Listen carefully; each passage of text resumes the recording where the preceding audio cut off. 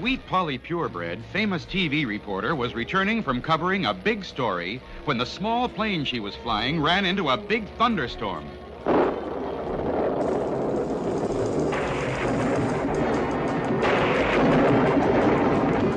The little plane was buffeted about and finally went out of control and started spinning toward Earth. Sweet Polly, terrified, called for Underdog. Oh, where has my Underdog gone? Oh, where can he be? And far away in the great city, humble, lovable Shoeshine heard the faint cries for help. Excuse me, sir. If you don't mind, I'll shine your shoes another time. Hey! And quickly darting around the corner, Shoeshine stepped into a telephone booth and became Underdog. When Polly's in trouble, I am not slow. It's hip, hip, hip, and away I go.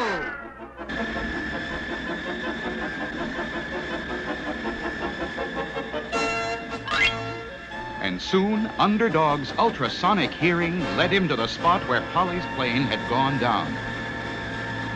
I see that I have come too late. Polly has crashed in that old crate. Oh, Hark! A voice I hear. Polly's alive and very near. Underdog, my hero. What strange land is this? Where are we? They were in the strange land of the Picayunes, pitiful, poor people who had been enslaved by a wicked witch.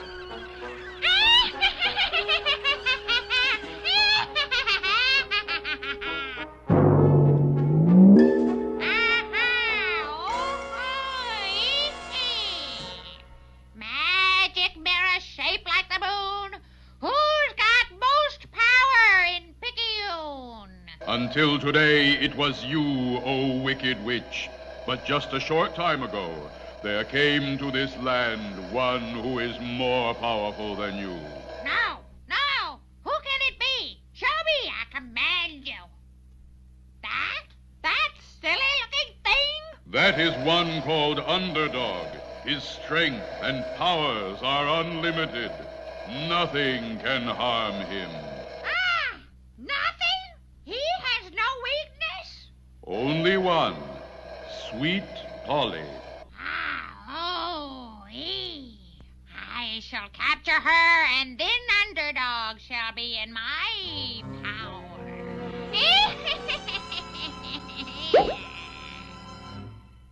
If you're ready, Sweet Polly, I think we should go. I don't like this place, I want you to know. Yes, of course. But before we go, I'd like to get some of those strange flowers in that field over there. Will you go and pick some for me? I'll be quite safe here under this friendly tree. But as soon as Underdog left, the tree turned out to be not quite so friendly.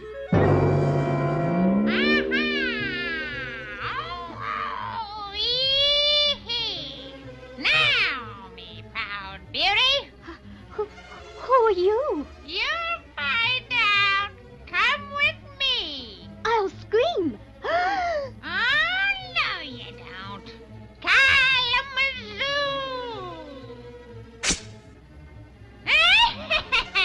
That's better. Now let us be going.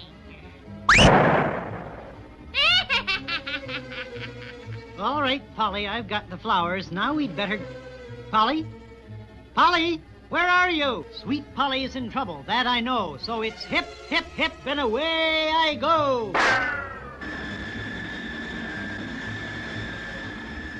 Meanwhile, the wicked witch had taken Sweet Polly to her castle high on a mountain. What are you doing? I'm making you a little drink, my pretty. It will help you sleep. But I don't want to sleep. But I want you to. Drink this and you will sleep for 1,000 years unless some hero comes along and gives you a kiss or something like that. Drink! I won't. You will. Won't. Will. Won't. Will. Uh-huh. Oh. Hee hee. Oh.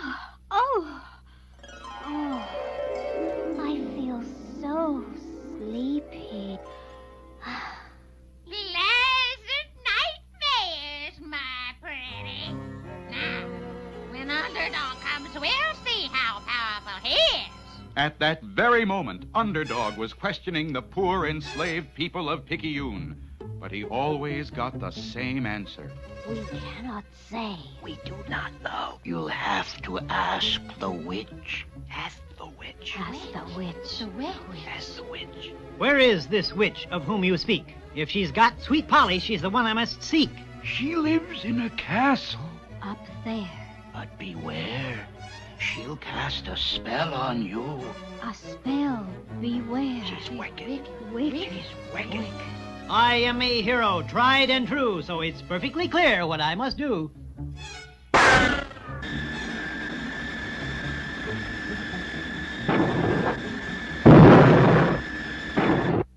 There's no need to fear. Underdog is here. I've been expecting you, Underdog. Where is Polly? Tell me quick, or I'll send you flying on your own broomstick. Nothing simpler. There she is. Asleep. I put her to sleep for 1,000 years. Only I know how to wake her up. Wake her this instant. Not so fast. Not so fast. You must do what I say. I give the orders here. Nay, nay, nay, never what you say. Then Sweet Polly will sleep for 1,000 years. Very well, for Polly's sake, I'll do what you ask to get her awake. That's better. First, I want to see if you really are powerful. I want you to go into the arena and fight my little pets. And so, a short time later, Underdog found himself in the arena, alone. Release my little darlings.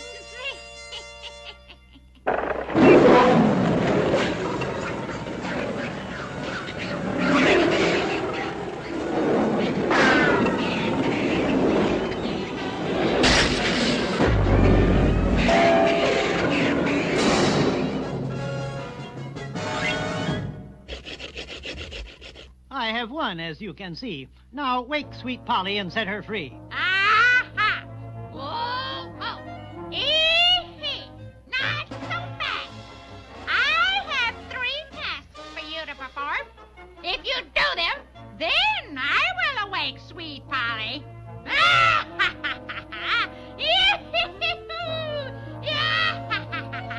I want this land to be the most beautiful in the world, but most of it is so dry that nothing grows. I want you to steal the water from other lands and bring it here to Picayune. Now go, go, go! If Underdog steals, he'll be wicked as the witch. Wicked is the witch. Wicked as the witch. Wicked as the witch. This stealing water I cannot do, for then I'd be as wicked as you. Then Polly will sleep for 1,000 years. What was Underdog to do? Putting his great calculating brain to work, he came up with a brilliant idea. Shooting straight up, up until he was almost out of sight, then straight down at tremendous speed. There's no need to fear. Underdog is here. And pouring through thousands of feet of solid rock, he struck water.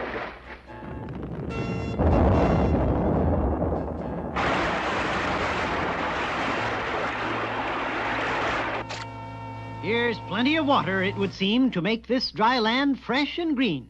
But now for the second task. I want to make this land the richest in the world. Go steal all the diamonds from every country. If he steals diamonds, he'll be wicked as the witch. Wicked is the witch. Wicked is the witch. Wicked is the witch. Stealing diamonds I cannot do.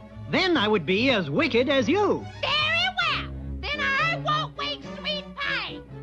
If you don't do what I say, she'll sleep for 1,000 years. A difficult problem. But once again, Underdog put his great brain to work and soon had a plan. Leaving the castle, he hurried to a local coal company and, using his amazing strength, squeezed each lump of coal until it turned into a diamond.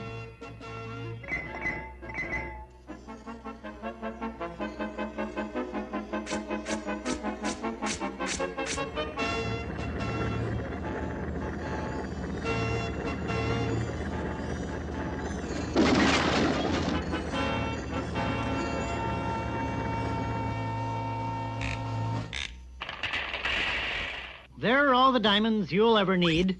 I hope they satisfy your greed. Good. Good. Aha!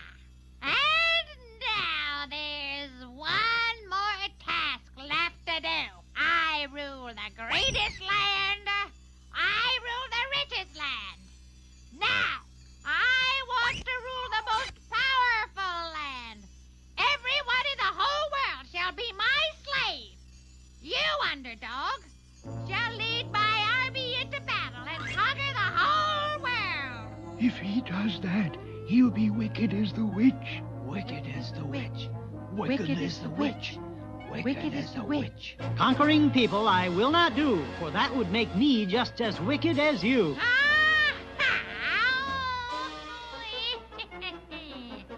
Then Polly will sleep for 1,000 years, for only I know how to wake her. Alas and alack, my duty is clear. I must spare the world and leave sweet Polly here. So, you refuse, do you? Then sweet Polly will sleep for 1,000 years. Are you going to leave her? I must leave Polly, but before I do, I intend to really take care of you. That's what you think!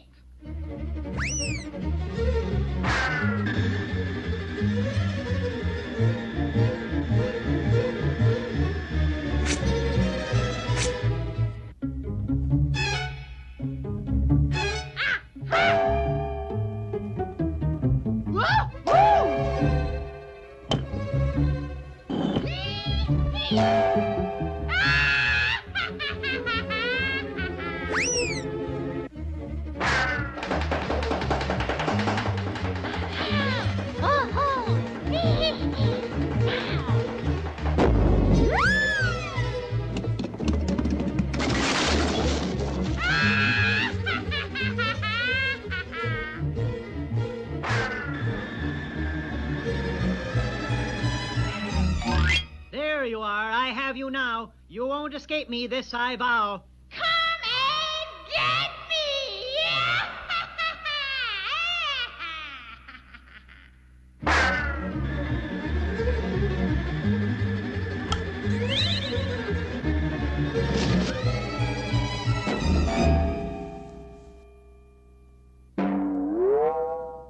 So, you want to fight, do you?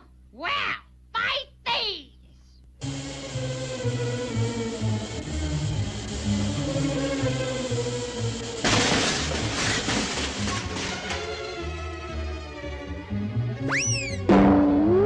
Ah! Give me back my broom!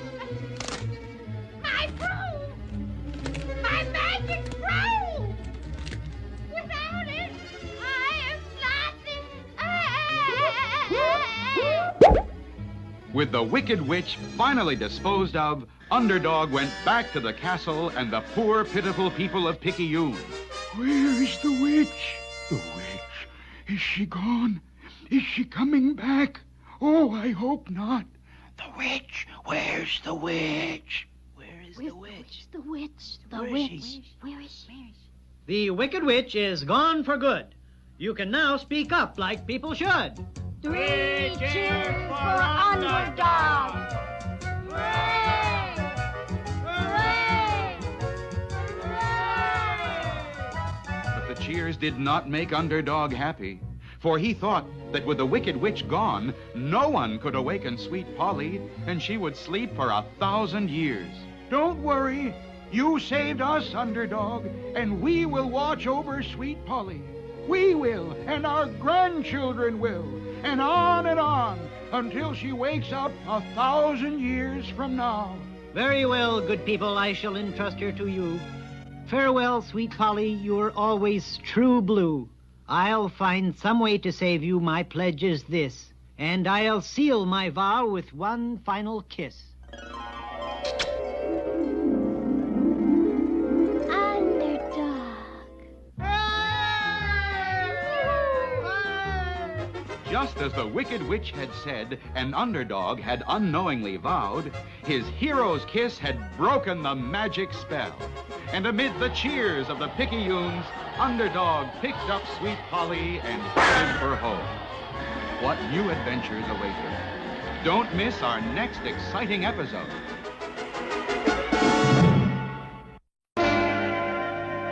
Hey, Mr.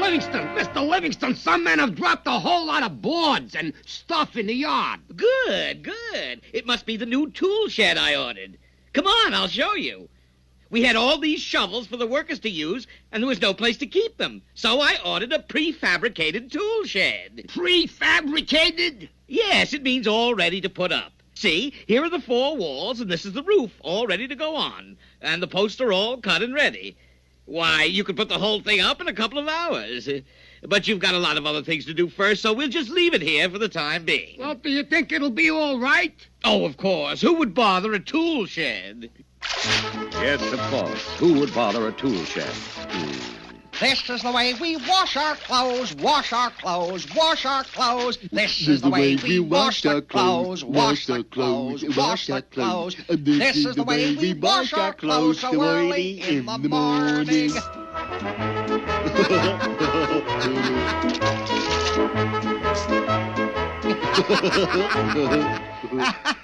Hey, Tennessee.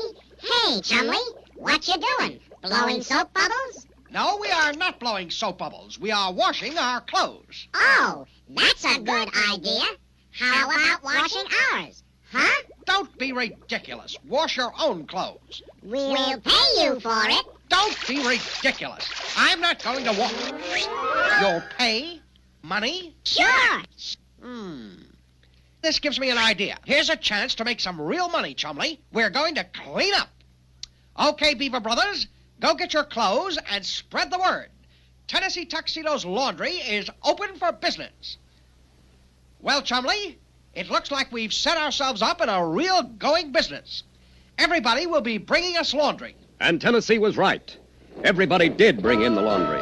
Tigers and turtles, bears and baboons, pelicans and pottomuses, until at last there was a mountain of laundry. Gee, Tennessee, we can't do all that laundry in this little tub.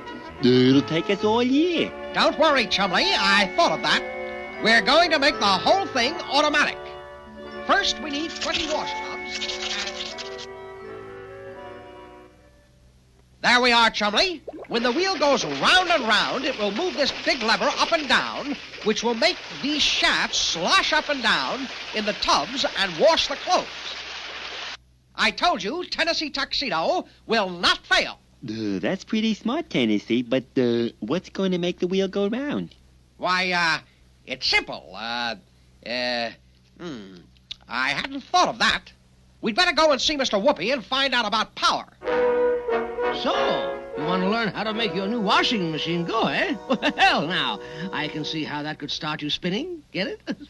Well, how about an electric motor? No, Stanley wouldn't like us using all that electricity. Whoop-ee-hee, I've got it. A windmill. Doesn't take any electricity. All it needs is wind. Yeah, but can a windmill break a washing machine? Certainly, my boy. Men have been using windmills to do their work for them for hundreds of years. Well, you see, a windmill is a big wheel with blades attached to it, like this. When the wind blows, it pushes against the blades, which make the wheel go round, you see? I get it. Just like a pinwheel. Exactly. And the wheel turns the shaft, which by using pulleys or gears can turn other things like pumps or grindstones or washing machines. But will it really do the work? Oh, my, yes. Why, just look at all the windmills they use in Holland. There, the land is so low that seawater keeps coming in and has to be pumped out. For many years, all the pumping was done by windmills. Windmills can do a lot of work. Sounds like just what we need. Thanks a million, Mr. Whoopi. Come on, Chumley. Now, let's see.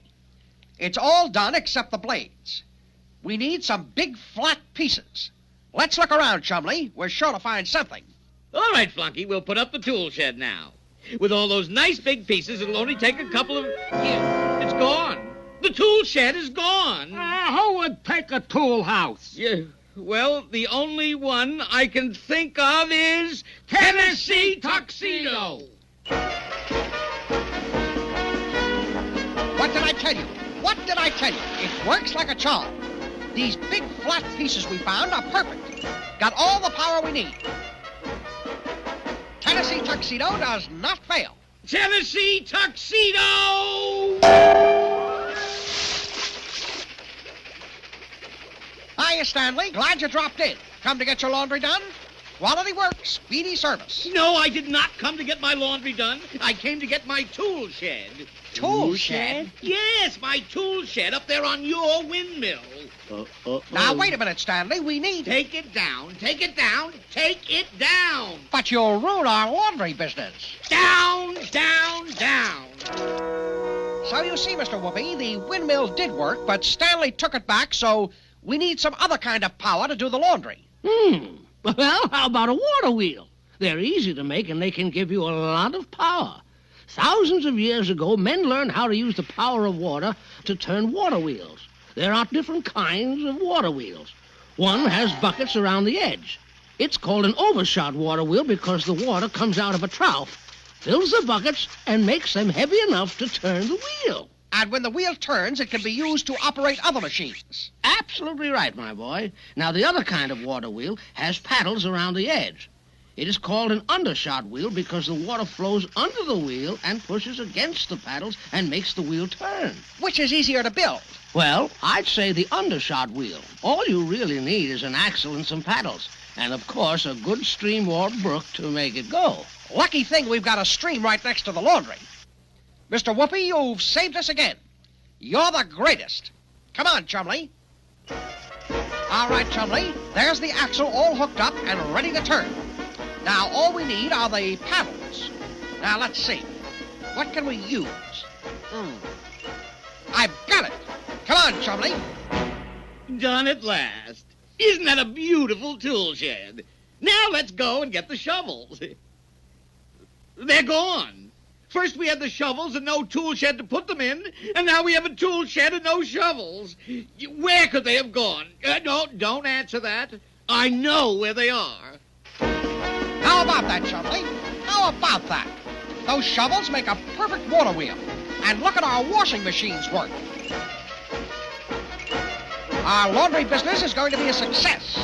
Oh, this is the way we wash the clothes, wash the clothes, wash the clothes. This is the way we wash the clothes, wash the clothes, wash the clothes. This is the way to wash the... Tennessee Tuxedo! Stanley, you're just in time to help us celebrate. We're a success. Oh, this is the way we wash the clothes, wash the clothes. Stop it this instant. Ooh, I don't think I can stand it anymore. Something wrong? Wrong? You've taken all my shovels for your crazy water wheel. That's what's wrong. And I'm taking them back. Now, wait a minute, Stanley. Wait nothing. Flunky, take those shovels. But, Stanley, we need those shovels. What you need is to be locked up. But, Stanley, we promised to do all that laundry. Oh, you did you? Well, I'll see that you do it all right. Chumley, I thought we were going to clean up. But it looks as though our laundry business is a washout. Klondike. Klondike? Yes, sir, Major Minor. Yes, sir. Look at this warehouse. It's been picked clean. There's not a thing left. Every crate is empty. Savoir-faire is everywhere. Klondike, he's stolen everything. There's no food in the fort. No food at all. I'll hitch up the dog team and go to the city for supplies. It'll take you a month by dog team. We'll all starve before you get back. Take the cargo plane and make sure that mouse doesn't steal everything on the way back. Just let him try. Ooh, I'll make mincemeat out of that mouse.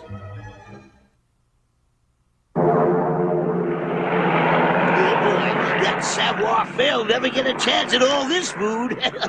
I'm way up here and he's way down there on that slow sled.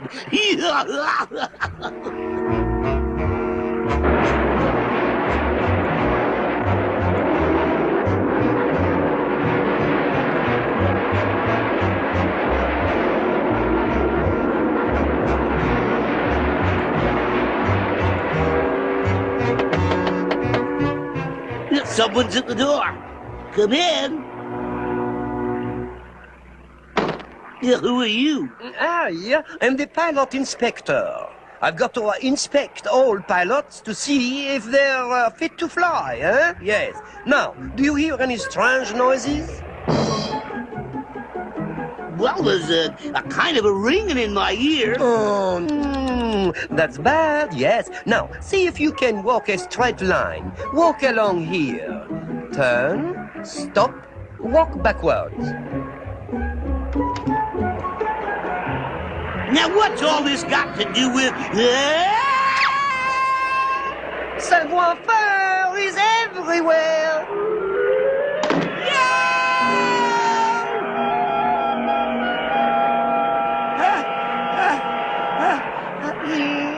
No, make mincemeat out of that mouse.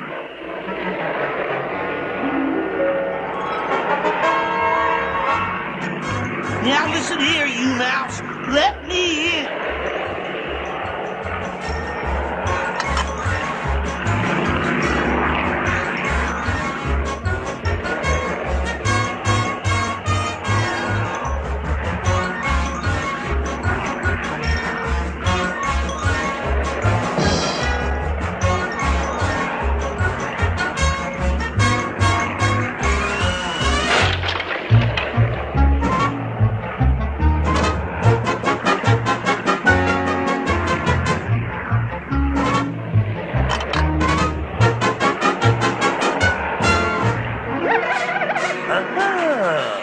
At last, I've gotten rid of that cat.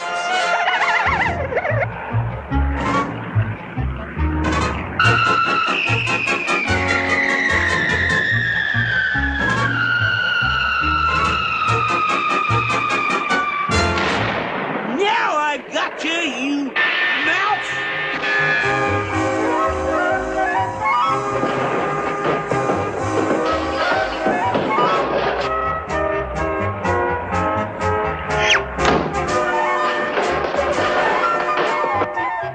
Food! Food! I'm gonna have some food! Food! Klondike is coming with the food. He should be here any minute.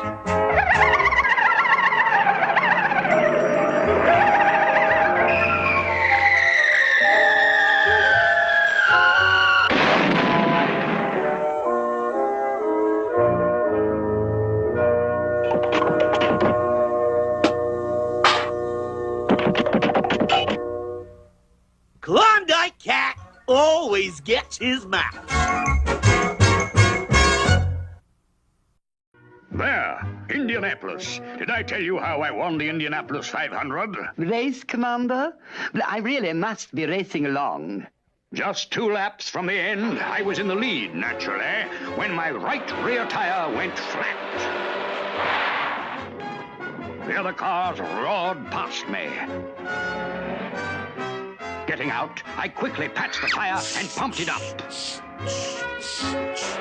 I put on full speed and was soon in the lead again. But then my left rear tire went flat. All the other cars passed me. Again I repaired the tire and was on my way, driving with unbelievable skill. I soon regained first place. However, the strain had been too great on my engine, and it exploded. Good heavens, Commander, but I thought you said you won the race. Yes.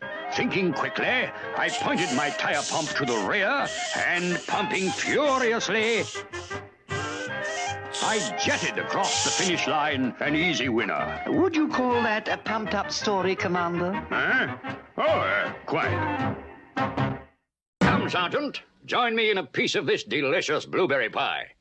Forget our difference in rank. Just sit down and I'll... Thieves! Robbers! Pineapples! Indians. Indians? Indians! After them! Charge!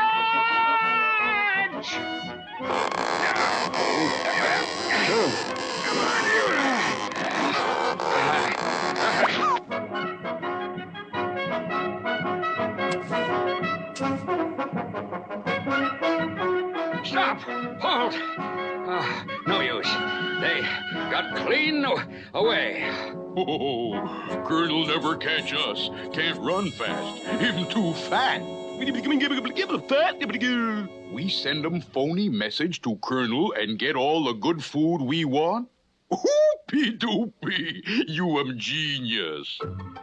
Her telegraph message, Colonel, just came in. Mm-hmm. It's from General Nuisance. Listen, I have noticed that some officers are getting too fat. This is against Army regulations. I will make an inspection next week. Fat officers will be discharged immediately. Oh, I'm ruined. I'll have to lose 25 pounds in 1 week. It can't be done. Come in. Indians, we're being attacked. Man the barricades. Begging the colonel's pardon, but they're waving a flag of truce. Oh, I see. Well, what is it? We hear him, Colonel, want to lose 25 pounds. Come to help. How can you help? What did he say? Him say with old Indian weight-losing plan, you lose 'em 25 pounds in 1 week. 25 pounds in a week? You're sure? Honest Injun.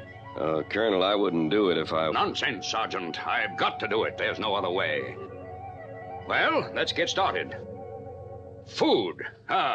Bully. I'll eat first, then... You no eat food. We help eat it for you while you exercise. Start with rowing machine. Can't even budge it. The springs are too tight. Oh, we help you.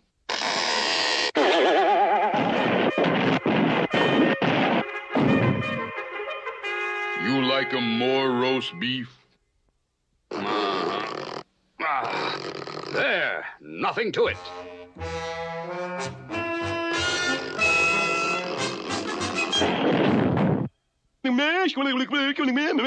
You want 'em more mashed potatoes? Sure.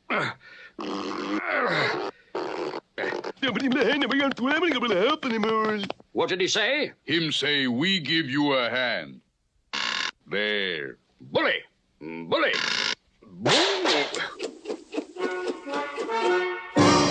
Have some turkey with cranberry sauce. I'm melting away. How long do I have to stay in this steam bath? Couple more seconds, then you come right out.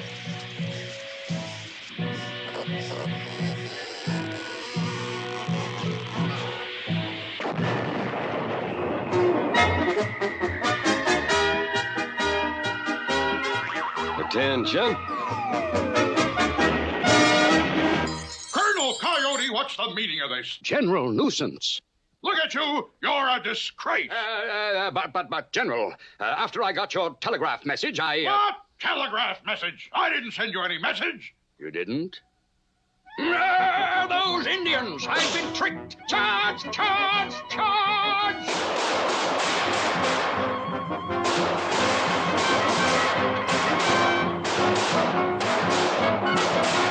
You all don't want to miss our next adventure. The colonel ought to be back in shape by then.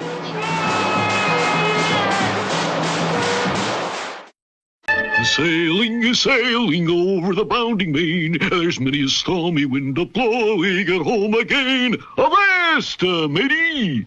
Matey? What is this matey? I shiver my timbers, that's sea-going talk. I aim to be a sailor. Well, you're going to join the Navy, huh? Well, that's nice. Join the Navy and see the world. When are you going to enlist? No, shipmate, you don't understand. I'm not going to join the Navy. I want to be a sailor on a real sailing ship. You know, in the days of wooden ships and iron men, 2 years before the mast, mutiny on the Bounty, yo-ho, below the man down. But, Tudor, you is no Iron Man. You's just a little turtle boy. Oh, please, Mr. Wizard, please help me become a real sailor. I want to be one more than anything. Very well, my boy, if you're so set on it. In the days of the old sailing ships, the young sailor started as the cabin boy. One of his jobs was to serve the captain his food. This was not as easy as it sounds, especially in a heavy sea. Dinner is... Mr. Blister! Mr. Blister! Get this clumsy landlubber out of my sight before I hang him from the yardarm! Out, out, out! Another one of the cabin boy's duties was to empty the garbage over the side of the ship. The experienced sailor knows that you never throw garbage into the wind. Otherwise, it will blow back all over somebody. Mr. Blister! Mr. Blister! Throw this piece of garbage to the sharks! Keel-haul the swab! Get him out of my sight! Out, out, out! After the young seaman had served his time as cabin boy, he became a real sailor and did a man's work. One of his jobs was to pull up the anchor. This was done with a capstan. Sure is hot work. Hold it. Oh, there. Wait a second. Mr. Blister! Mr. Blister, get this swab off me! Hang him by his thumbs! Put him in the bilges! Do anything but keep him away from me! Away, away, away! The young sailor always learns the ropes from the old salt. Now, this rope, matey, is for the mainsail. You just pull on the rope and the mainsail goes up. Then you tie it around a belaying pin and she stays put. There now, everything's ship-shape. Heave-ho and up she rises, heave-ho and up she rises. Oh, now I'll just tie her up to this belaying pin and everything will be ship-shape.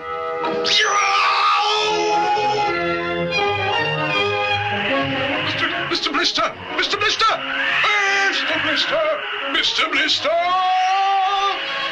Sailors is sometimes called swabs because they swab the decks with a bucket and mop. This is the way we swab the decks, swab the decks. Swab the deck. Mr. Blister! Mr. Blister! Get him out! Out! Out! One of the most important jobs the good sailors did was to stay up in the crow's nest, high on the mainmast, and look over the horizon. Then, when it was time to come down, they would just grab hold of a line and slide down. Mr. Blister! Never mind. This time I'm going to take care of him myself. Now, wait a minute, Captain, sir. Your Eminence, Your Honor, the Commodore, Admiral. Help, Mr. Wizard, help! Drizzle, drazzle, druzzle, drone. Time for this one to come home. Unknown to many in the kingdom, a sinister character named Mr. Mad had come into the king's life.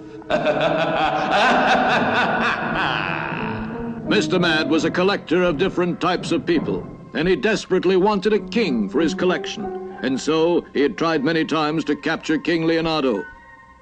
Once he had tried to trap the king while he was sleepwalking.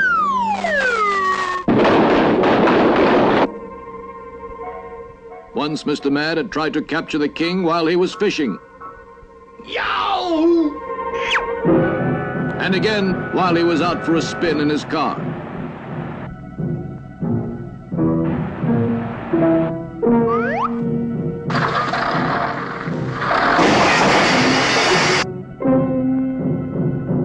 Somehow King Leonardo had always managed to escape, but the constant threats to his safety were greatly upsetting the king. I tell you, Odie, I can't stand much more. Mr. Mad has me so upset I don't know what I'm doing.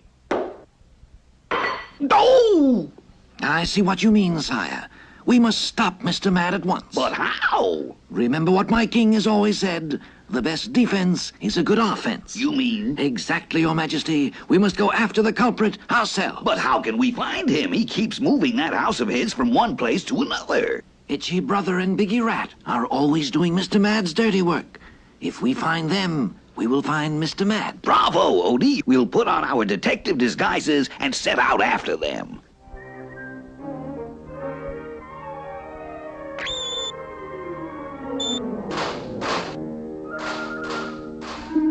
You're really good. Open that helmet, you tinhead. We can't understand a word you're saying. My royal brother and Odie Colony are going to try and bring you in, Mr. Mad. Bring me in? How? By, disguising themselves and then finding me and Biggie and following us to you. Ah, we'll fool those wise guys, say. We'll just stay holed up here so they can't find us and... Silence! You will let them find you and follow you here. But that's mad. When they arrive here, I shall have a trap set for them. How will you shut your trap, Mr. Mad? Look and see. When the king and Odie are following you, come to the back of the house. There you will find 2 doors.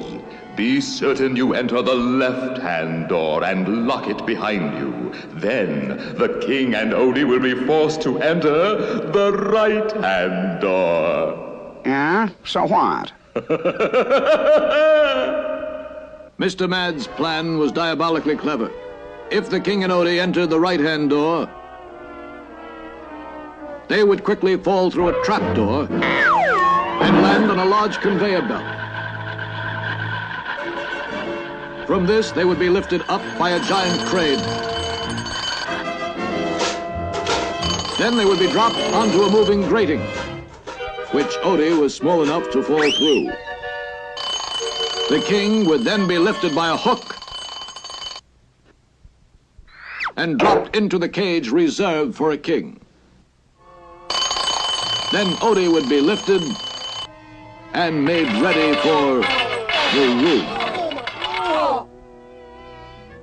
Will the king and Odie follow Biggie and Itchy to Mr. Mad's house? Will they take the right-hand door and fall into the trap?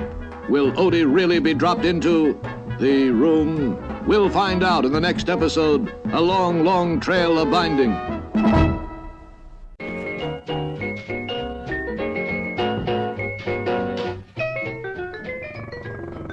Disguised as a 10-star general, the Fox arrived at Fort Knox with a huge moving van.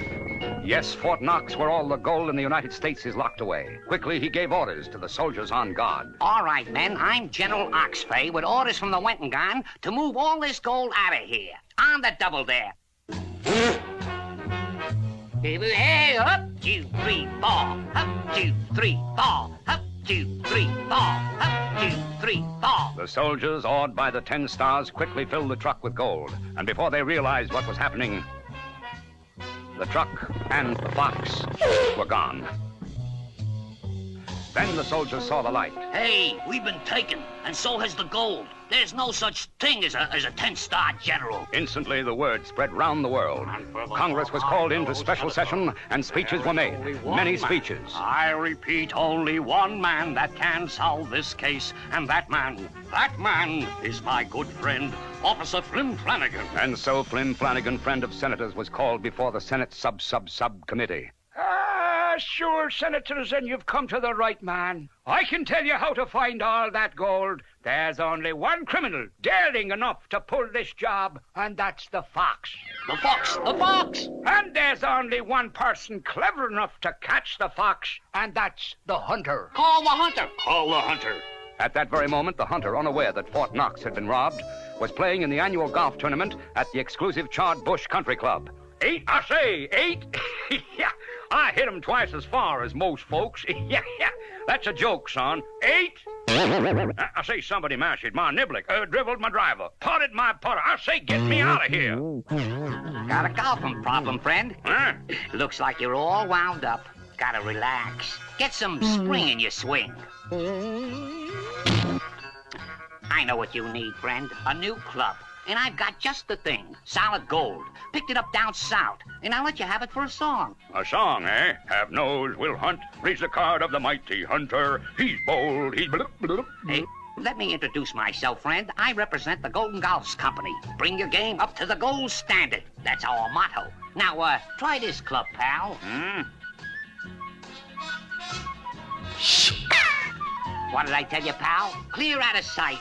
My grannies, what a drive, I declare. Son, you got any more of these clubs? Just happen to have a whole set right here. All genuine 14-karat gold. Driver, putter, mashie, and niblick. Solid gold irons and a solid gold bag. Now, look here, son. How am I, strong as I am, gonna lug these solid gold clubs around 18 holes? Got just the thing for you, pal. Now, the Golden Golf Company thinks of everything. What you need is a solid gold caddy. Well, I'll be a solid gold caddy. Yeah. What did you do, son? Rob Fort Knox? Yeah. That's a joke, son. I say, ooh. And that's a poke, son. Now get in and start her up.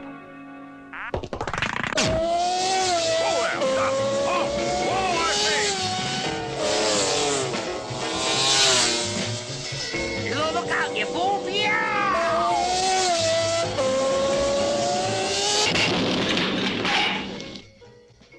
Ah, sure, Hunter, and I'm glad I found you. Glory be, so you've got the fox already and the gold. Ah, Hunter, you're a wonder. Well, it's all part of the game, son. Think nothing of it. Now I think I'll get back to my game. Who was that dashing figure? Ah, that, me bucko, was the Hunter. The most wicked man in the world was Simon Bar Sinister, and it was Simon's ambition to rule the world. To do this, he tried many terrible schemes, but each time he was stopped by Underdog. One time, he invented shrinking water. One squirt of this, and a 6-foot man becomes 6 inches high. Simon says, shrink! I'll be the biggest man in the world. But before Simon could shrink everybody in the world, he was stopped by Underdog. Still another time, Simon invented the weather machine. Simon says, thunder, lightning, rain. Well, flood the whole world. But Underdog stopped him. Then Simon invented the fiendish snow gun that turned people into snowmen. Simon says, go snow! But even as Simon was taking over the world, Underdog attached... Go snow! Go snow! But Underdog moved around so fast that Simon got dizzy and... Next, Simon invented the forget-me-net. Simon says, forget it. What's your name? Name? But just as he was about to drop a forget-me-net on Washington, D.C. There's got to be a better way to rule the world. See, look there. Election posters. Vote for Smith. Vote for Jones. Vote for Brown. Vote, vote, vote. That's it. I'll run for dictator. Then when I'm elected, I'll be in complete control. And so the campaign began. Everywhere, old posters were torn down and new ones were put up. Beautiful. Simon for dictator. Vote for Simon. He's true blue. He will do a lot for you.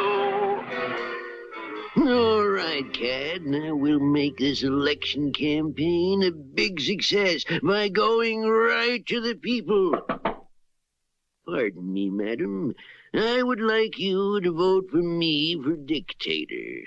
Dictator? I wouldn't vote for you for dog catcher. Good morning, my good man. I want you to vote for me for dictator. You? You're Simon Bar Sinister, the wickedest man in the world. Nobody's gonna vote for you. Gee.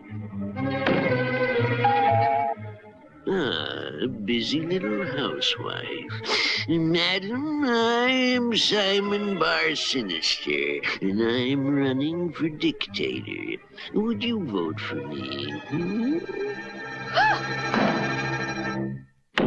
It's no use, boss. Nobody's going to vote for you. Not quite. I know two people who are going to vote for me. You are, and I am. Yeah, but you can't win with only 2 votes. I can if they're the only 2 votes cast. All we have to do is fix it so that nobody else votes. Yes. Come, I have a plan.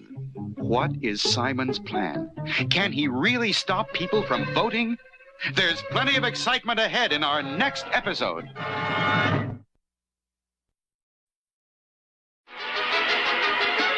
Simon Bar Sinister had decided to get elected dictator, but quickly found that no one would vote for him. Who cares? I'll fix it so no one will vote but you and me. And then I'll win by 2 votes. How are you going to make sure no one else votes, boss? With one of my diabolical machines. We'll test them on you.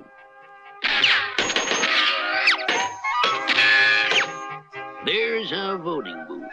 All you have to do is go in and pull the lever and... You voted.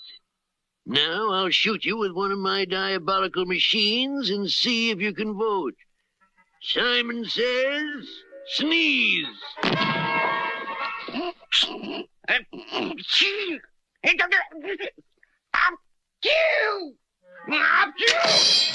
Curses, it failed.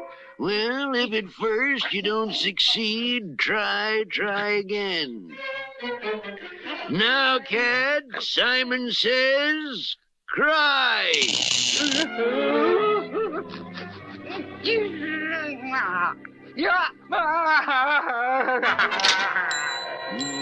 Another failure. Well, back to the old drawing board. All right, Simon says relax.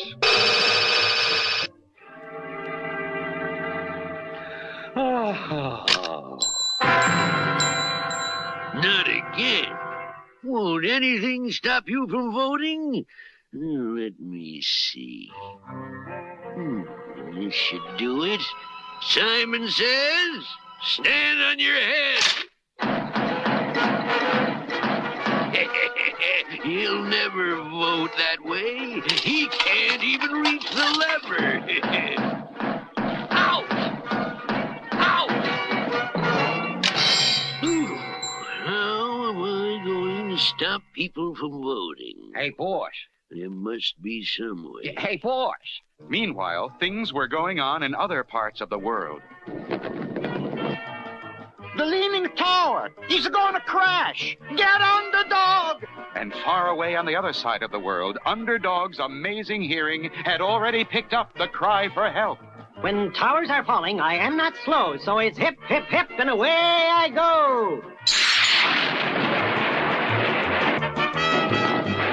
There's no need to fear, Underdog is here.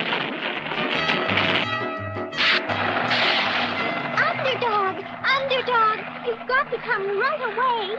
At the moment, sweet Polly, I'm righting this tower. It may fall again without my power. But Simon Bar Sinister is trying to get elected dictator. Let Simon rave and let him gloat, but he won't get a single vote. But what if he invents one of his diabolical machines? And that's exactly what Simon had finally done. Here it is, my greatest invention, the tickle feather machine. Simon says, laugh.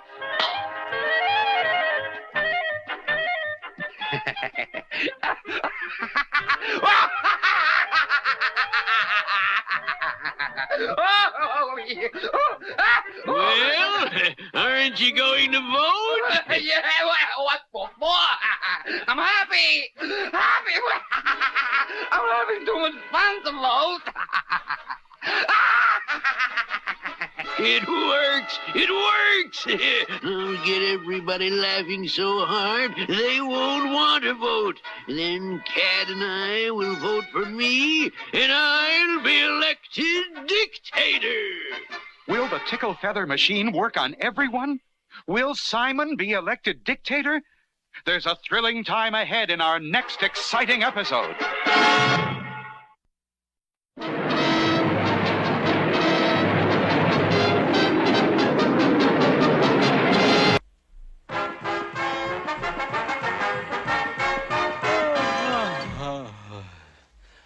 Boy, oh boy. Bed sure feels good tonight. I'm really tired. Yeah, Tennessee. Stanley Livingston really worked us hard today. Phew. Sweeping the walkways, cutting the grass, picking up paper. Zowie! What in the world is that? Sounds like hammering. Come on. We'll never get to sleep with that noise. Hold it! Hold it! Hold it! What in the world is going on here? We're building robots, Tennessee. That's what we're doing. Baldy and I are building us robots to work for us. Then we won't have to sweep up or mow the grass or anything for Stanley Livingston. Robots? What a ridiculous idea. These pieces of tin can't do any work. Now you'd better get to bed before Stanley hears this noise and makes you work even harder. Come on, Chumley. Boy, that sure was funny, huh, Tennessee? Them thinking they could build robots? Ridiculous. The idea of real robots to work for them. Really ridiculous. Ridiculous.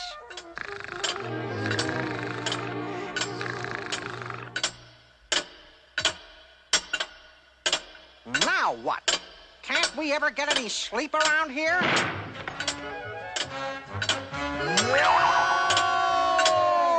You have ridiculed robots. Now you must come with us and be judged by the regal robot. Help! Help! Somebody David, save us! help!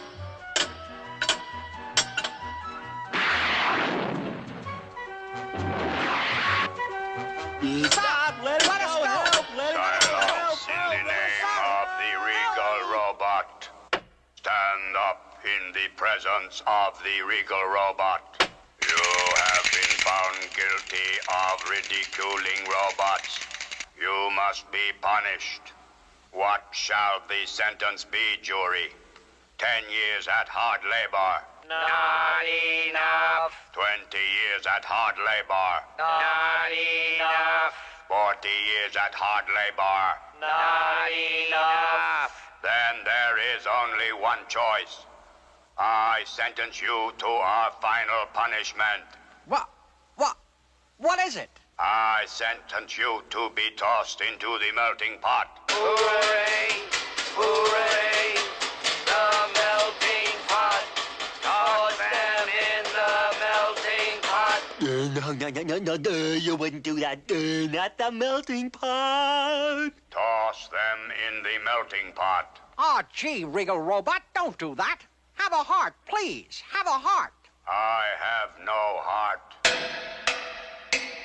No robot has a heart. Away with them. The melting pot.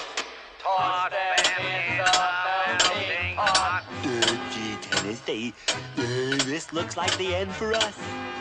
We never should have made fun of robots. If only we could build that Regal Robot a mechanical heart, maybe then he'd forgive us. We've got to escape and find out how to build one. This is our chance to escape.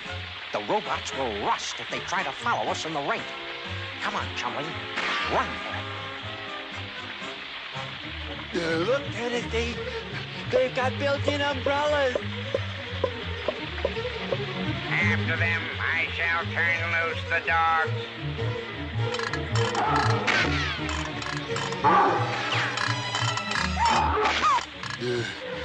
They sick the dogs on us, Tennessee.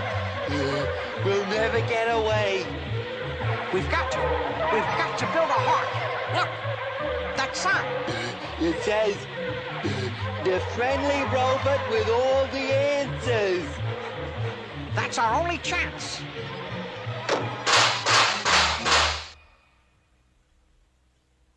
Well, boys, you seem to be in a bit of a hurry. We sure are. A big hurry. but we really need to know how a heart works. Can you tell us? Well, I wouldn't want you to leave heartbroken. Now, let's see what we can find out with our mechanical three-dimensional blackboard. Well, let's see how a human heart works. It is a very important instrument. You see, blood must be kept moving in the body every minute of life. Gee, why is that? Well, the blood must carry food and oxygen to all parts of the body, and it must also take away waste materials. What does the blood travel through? Well, it's a system like pipes or tubes. They're actually blood vessels of three different kinds: arteries, veins, and capillaries. Get that down, Chumley. We'll need 3 different sizes of tubing. That's what the blood runs through, and it's the heart which keeps it moving. You see, the heart is like a pump, or really 2 pumps in one. Get that, Chumley? 2 pumps. That's right. One of these pumps sends the blood to the lungs and back again, and the other pumps blood over the rest of the body. Those pumps look like 2-story pumps. That's right, my boy. The top story is the auricle, and the bottom story is the ventricle. Which way is the blood pumped in and out? Well, the auricle on the left side receives blood coming from the lungs. This left auricle then sends the blood into the left ventricle. The left ventricle then squeezes the blood into a big artery called the aorta, which has branches going all over the body. What happens then? The blood flows into tiny capillaries. From the capillaries into veins, and they carry blood to the right auricle. From there, it goes to the right ventricle, and this sends it through arteries to the lungs, where it flows through capillaries, then into veins leading back to the heart, and whoopee! Oh, the whole process starts all over again. Gee, I sure didn't know all that kind of stuff was going on inside me all the time. It's complicated, all right, but I think we can build one. We'll build that royal robot a heart, and he'll forgive us. The dogs! But wait! Boys, wait! I wanted to tell them that people's hearts don't really give them feelings of love and kindness, but I guess they'll find that out the hard way. Lucky we found that plumbing store to get all this stuff. We're almost ready to test the heart. Yeah, but do you really think it'll work, Tennessee? Of course, Chumley. Tennessee Tuxedo will not fail. Ah, so here they are. Seize them. Whoa, wait, Regal Robot. We've built a heart just for you. Just watch.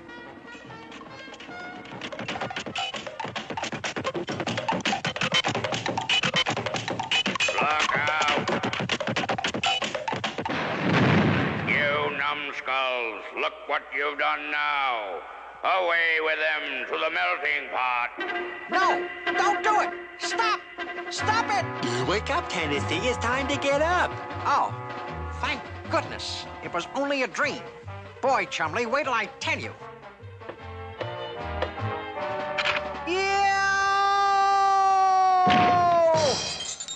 You guys were right. We couldn't get those robots to work, but they sure made scary disguises.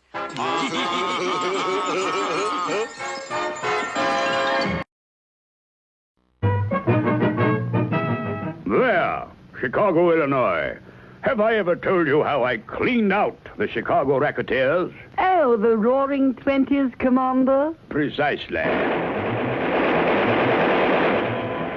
The police felt that they could break up the racketeers if I could bring in the leader, Al Baloney. I agreed. So I decided to pose as a vacuum cleaner salesman. Knowing that Al Baloney was always well guarded, I armed myself carefully. Snub-nosed pistol, snub-nosed machine gun, and snub-nosed cannon. I made my way to the house of Al Baloney and demanded an opportunity to demonstrate my vacuum cleaner. But I failed to consider that I might be searched.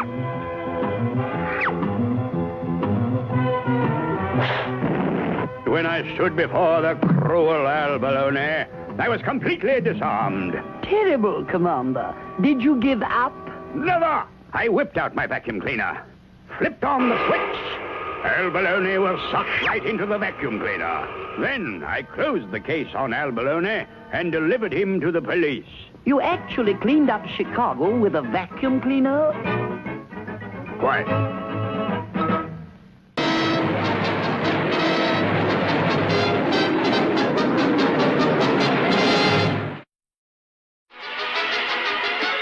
Simon Bar Sinister had invented a new machine to make people laugh so hard they wouldn't want to vote. It works. You're too happy to vote. Simon says stop laughing. Oh, come, we shall use it on the people. Then when everybody is laughing too hard to vote, you and I will vote for me, and I'll be elected dictator. And so, my friends, this is a very serious matter, and... Simon says laugh. For we should all... This is my masterpiece. But now comes the most delicate moment.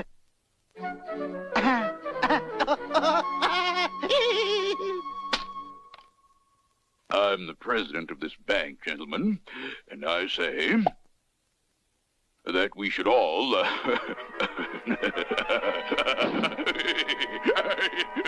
And a short time later, Sweet Polly Purebred was out on the street interviewing voters. Are you going to vote for Simon Bar Sinister? I wouldn't vote for him if he was the last man on Earth. And you, sir? For whom are you going to vote? Vote? I'm having too good a time to bother voting. Isn't that strange? How about... Are you going to vote? Me? What is going on here?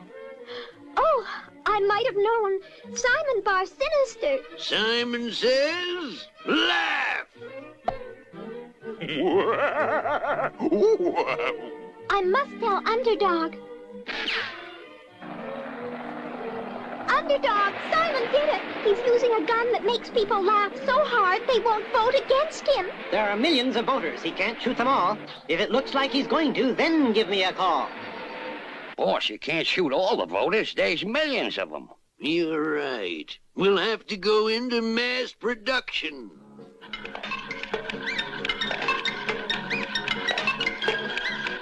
There, millions of my magic tickle feathers. We'll dump them all over the land and have everybody laughing. Simon says, laugh! Laugh! It took some time, but was worth the wait. The Leaning Tower is standing straight. Underdog, Simon Bar Sinister has dumped his tickle feathers on the whole country. Everyone is laughing and no one will vote. You must do something. When the country's in trouble, I am not slow. It's hip, hip, hip, and away we go.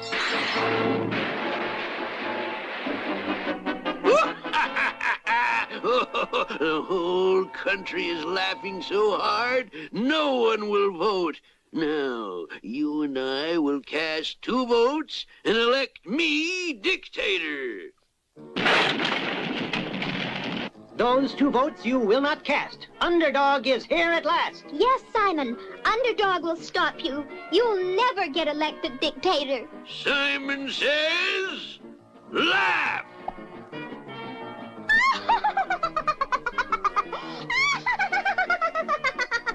Hold on, Simon. This is no laughing matter, and I will... Simon says, laugh!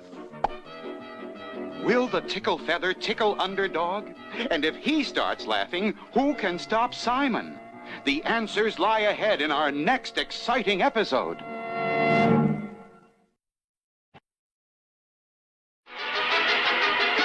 Simon had shot a tickle feather at Underdog to make him helpless with laughter. It's just plain silly, don't you see? Your feather will not tickle me. Now everybody is helped. No one can stop us. We'll both vote for me. There. 2 votes for Simon Bar Sinister for dictator. No votes for anybody else. Therefore, I have legally been elected dictator. Everybody has to do what the dictator says. Yeah, but who you gonna dictate to? Everybody's laughing. Simple. I'll make them stop laughing. I'll use my vacuum gun. Bring me a banker, a builder, a chef, and, oh yes, sweet Polly Purebred. Simon says, stop laughing.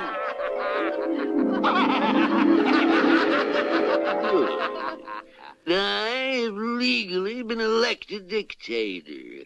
You must do exactly as I say, or I'll have you thrown in prison. You, banker, bring me all the money in the bank. You, builder, build me a great palace. You, chef, make me the most marvelous meals in the world. And you, sweet Polly, put on a spectacular TV show for my entertainment. Yes, oh, dictator. Well, get going.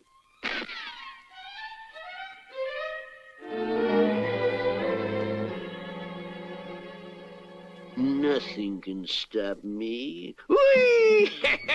And entertainment. Do the bongo congo. First you form a line, rocking to the rhythm makes you feel so fine. Now you form a circle, take a turn inside. You'll find bongo congo like a circus ride. But where was Underdog?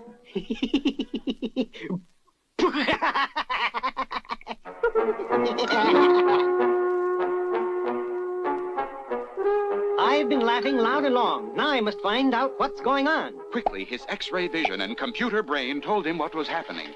And being a true hero, he instantly sprang into action.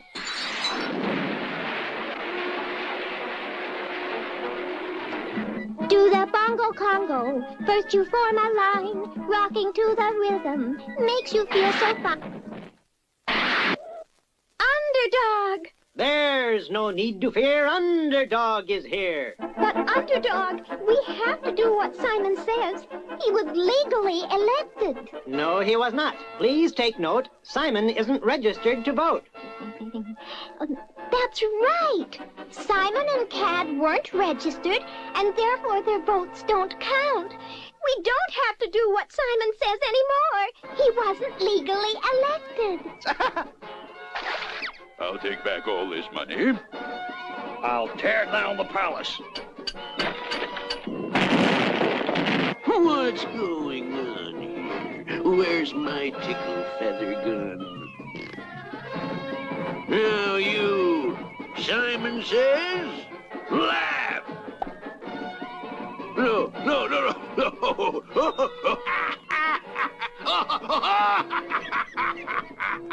Then Underdog, using his atomic breath, blew all the tickle feathers right off the face of the earth. And once more, people said, Look, in the sky. It's a plane. It's a bird. It's a frog. A frog? Not plane, nor bird, nor even frog. It's just little old me. Underdog.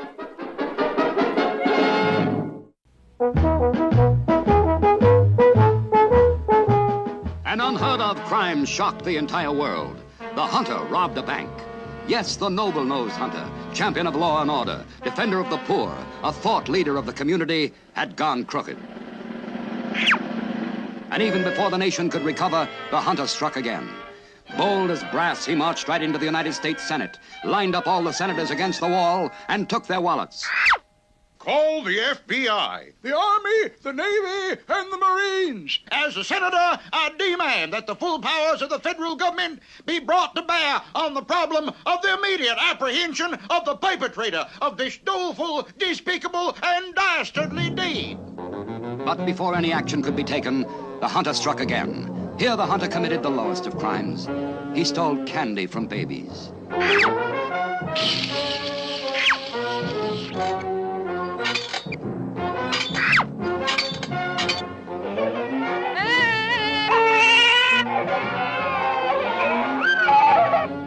But in police headquarters, Flanagan was unconvinced. Sure now, and it can't be. Not the hunter. No, indeed. I won't believe it until I see it with me own eyes. All right, son, I say that is. Stick 'em up. Hunter, no. You must be joking. I say this is a stick-up, I say that is. This is no joke, son. And adding insult to injury, the hunter relieved Flanagan of his wallet, his nightstick, his gun, his badge, and his pants, and vanished into the night. Help! The hunter had arrived at his hideout. First he took off his hat, then he took off his shoes, then he took off his head. I guess that finishes the hunter. He's the only one who could ever catch me. And now he's a national disgrace. They'll put him in jail for 1,000 years. And I'll be free to pursue my wily, clever life of crime. At that very moment, the real hunter, unaware that he was now the most wanted criminal in America, was having a relaxed evening with his nephew Horace. All right, Hunter. Don't make a move. Well, now, I declare, son, you shouldn't ought to come busting in that way. Scare a fella out of 10 years' growth. Hunter, you'll be getting more than 10 years, I'm afraid. You're under arrest. Now, wait, son. Fun's fun, but that's no joke. Hunter, this hurts me more than it hurts you. What in the cotton blooming world is going on here? Now, this has gone far enough, Flanagan. Hunter, I wouldn't believe it if I hadn't seen it with me own eyes. Okay, boys, take him away. Now, just a doggone minute. Hey, now. The next day, Horace visited his uncle in jail. Horace, I declare, well, boy, you're a sight for sore eyes. Well, I believe in you, Unc, but what are we going to do? Son, there's only one person clever enough to commit these crimes. It must be the fox, in disguise.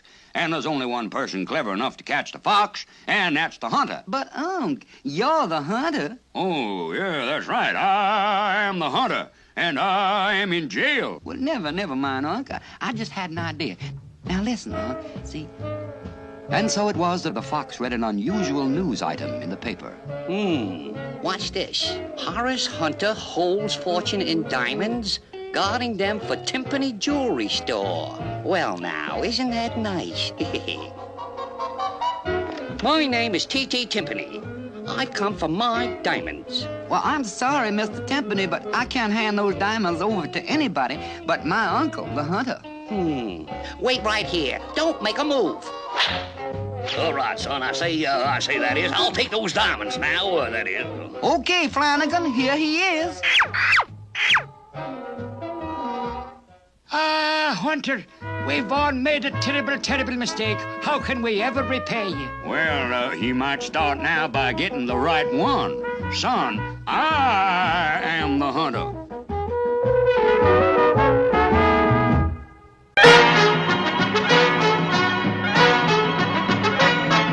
It was at the Big Little Horn, Sergeant. There I was. Indians to the left, Indians in front, and Indians to the right. Then suddenly, from the rear...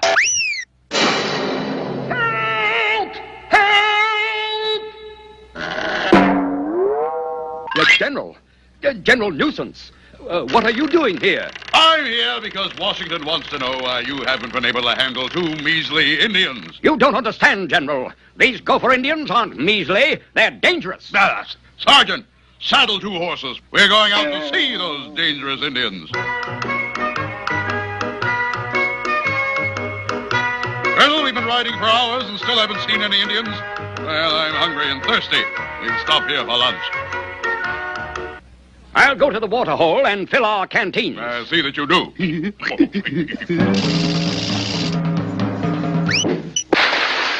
Help! Blast it, Colonel. Can't you keep on your feet? You're muddying up the water hole. I was pushed, General. It must have been those Gopher Indians. Well, that's absurd. There's not a soul in sight. Now see if you can at least fix some lunch. I've made a delicious stew, General. I'm sure you'll enjoy it. Well, I certainly hope you cook better than you catch Indian. Oh, you'll like this. Your face is sure to light up when you taste this. Ooh. Ah! Help! Help! I'm on fire!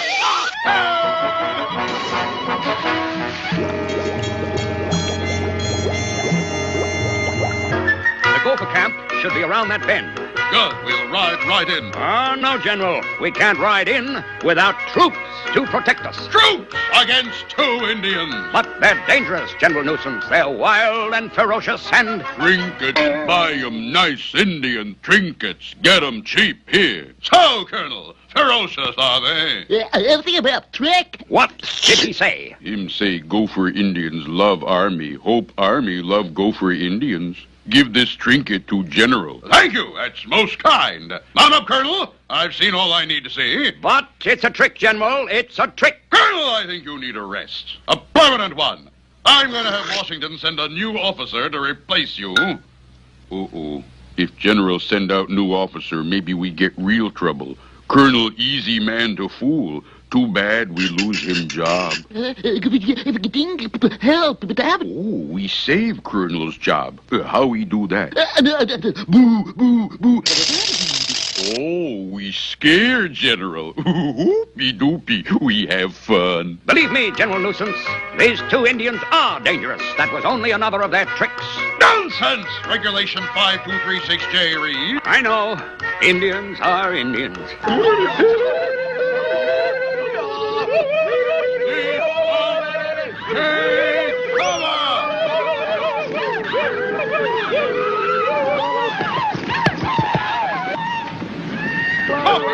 We're surrounded.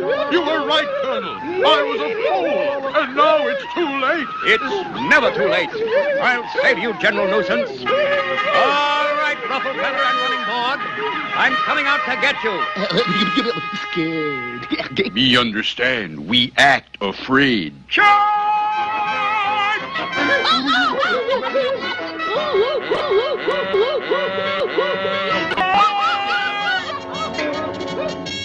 You can be sure, Colonel, that I will tell Washington how you ran off those Indians. You should get a medal. Bully, very kind of you, General Nuisance. Well, Sergeant, I guess I showed those Gopher Indians who's boss.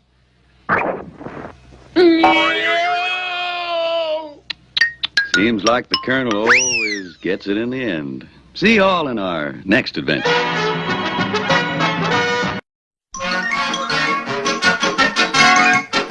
And now, Klondike, there have been a great many robberies lately over at the candy mine.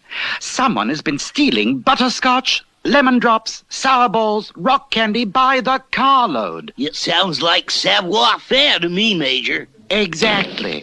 I want you to go over to the candy mine and check every car that goes in and out. I want you to capture savoir-faire. Yeah, I'll get him, sir. 1 car of lemon drops coming out. 1 car of lemon drop coming out.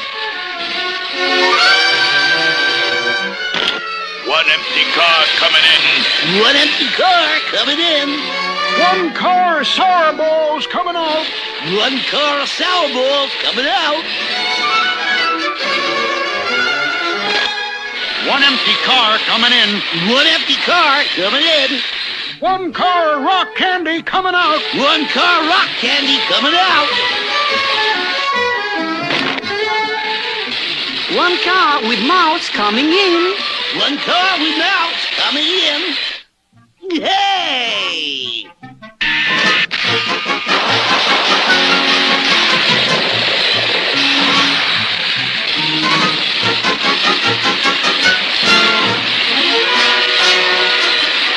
Danger!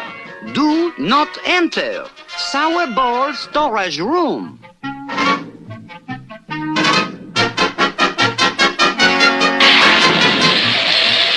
Now which way did he go? Ah! He went this way! Savoir-faire is everywhere.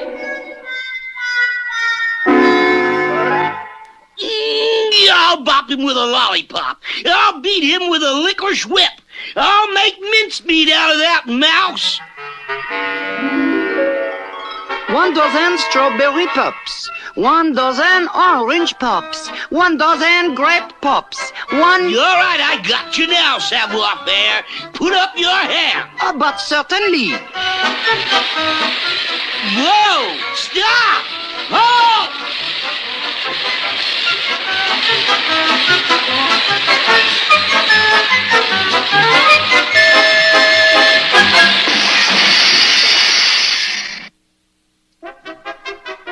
I'll make mincemeat out of that mouse. I must have some of this very fine rock candy. Hark! It must be savoir-faire on the other side of this wall. Yeah, I'll just cut through and grab him.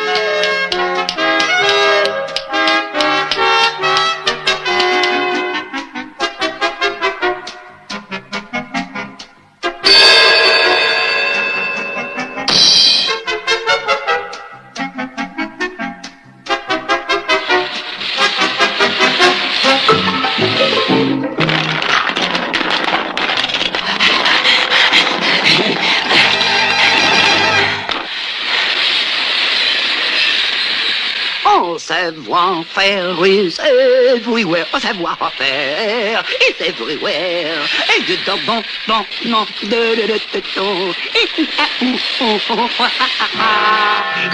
la.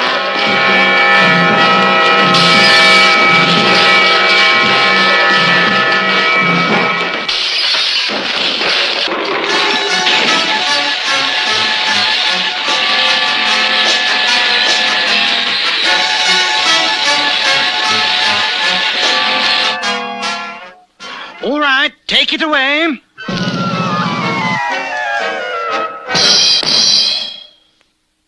By George, savoir-faire.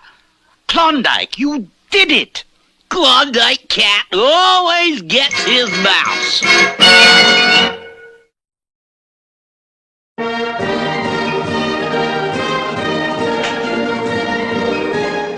Well, Tudor, it's good to... Whoa, whoa! Woe is right and woe is me. Please, Tudor, stop! Stop! Oh, sorry, Mr. Wizard. I guess I just sort of ran away with myself. Yes, indeed, Tudor. But why? What is you wanting to be today? One of them, Mountie police, Mr. Wizard. I just know I'd be good at it. But Tudor, my boy, that's a job for a big, strong man. Well, please, Mr. Wizard, please, let me try. Oh, well, all right. But I will be mighty right. The first thing to get to be the Royal Mountie is to pass the test given by the Chief of the Mounties. So you want to join the Mounties, eh? Yes, sir. All right, mister. A few of our best Mounties always give new recruits a test.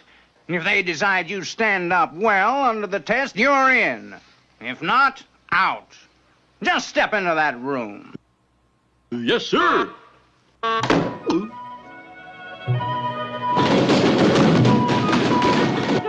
He passes, Chief. Boy, oh boy, I'd sure hate to see what them fellas that fail look like. All right, mister, you've passed. You're a Mountie now, and you've got to go get your man. Mounties always get their man. But, I don't have a man, Chief. Oh, yes. That's right. Here. This is a picture of Black Bark, the meanest crook in the whole Northwest. Go get him, now. Yes, sir. Wait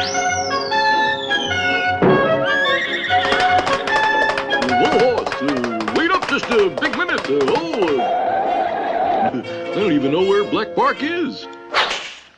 But here I am. Well, I'll get you, Black Bark. Us Mounties always get our man.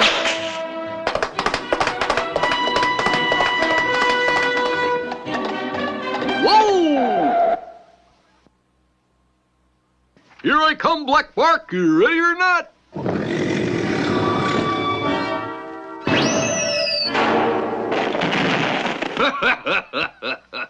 How you bearing up, Mounty? He won't laugh long, Black Bark. Us Mounties always get our man. So the chase was on again. Soon there was so much snow that the horses could not go on. But the smart Mountie is always prepared with the special shoes for the snow. Now I'll get Black Bark for sure.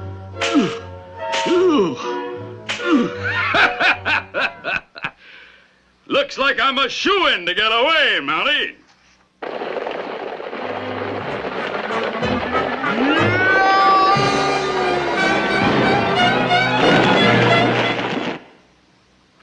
In spite of all the troubles, the brave Mountie would never give up the chase. And soon things was turning for the better, for the Black Bark had reached the top of the mountain. The other side was the steep drop, so Black Bark was trapped, and the brave Mountie was not far behind. I know you're up there, Black Bark, and I'm gonna get you. Come ahead, Mountie. We'll fight it out man to man. Caught him off guard. I'll just give me old college tackle. Help, Mr. Wizard! I got my man! Tooter, tooter, that snowman. Thistle, drassel, trussel, drum. Time for this one to come home.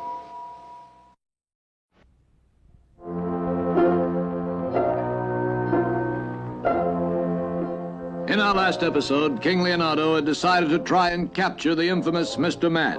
To do this, the king and Odie planned to find Biggie and Itchy and follow them secretly to Mr. Mad's constantly moving house. But unfortunately, their plan had been overheard by Itchy Brother, who had told Mr. Mad, who said, You will let them find you and follow you here. When they arrive here, I shall have a trap set for them. Okay, Mad. We'll go out and let those guys follow us. But remember, when you return, be certain you enter the left-hand door and lock it behind you. The right-hand door will hold the trap for the king and Odie. Yeah, he'll snap the trap. And I shall have a king for my collection. While Biggie and Itchy set out to be found, the king and Odie were hard at work searching for them. Confound it, Odie, we've asked everywhere and nobody remembers seeing them. They're the most unseen pair I've ever seen. As good detectives, sire, we must try to think as the criminals would. Now, if you were Itchy Brother, where would you be? Where would I? Confound it, I wouldn't be Itchy Brother. I know, sire, but look, it is they. You're right, Odie. Now just act casual. Don't do anything to attract attention. Okay, Itch, they've spotted us. But don't let on that we know, see? Start back to Mad's place, but go slow, see? Yeah, okay, Big, I dig. Yeah, I'll just drop some of this popcorn along the way. It'll, leave a trace to the place. Don't let them recognize you, Odie. Walk backwards like I'm doing. But, sire, you might... Confound it, who put this hole here? Hurry, sire, or we'll lose them. But the king and Odie found Itchy's popcorn trail, and never realizing it led to a trap, they followed the corny trail. All right, Itchy. They'll be along in a minute, see? Let's get inside. Not that door, knobhead. Mad told us to use the right-hand door. Yeah, he said left. Right. Left. Right. Left. You don't know your right from your left. Come on. Lock that door, so the king and Odie will have to use the other one. Yeah, okay, Big. It's locked. Now let's... Gee, Big. Where'd you go? Oh, there you are, Big. I thought...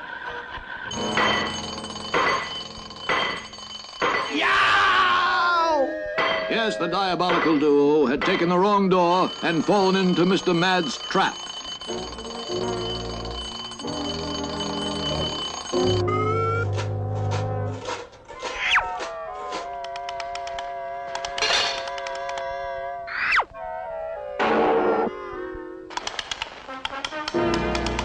Yeah! No, Mad. It's us, see? It's Big and Itchy.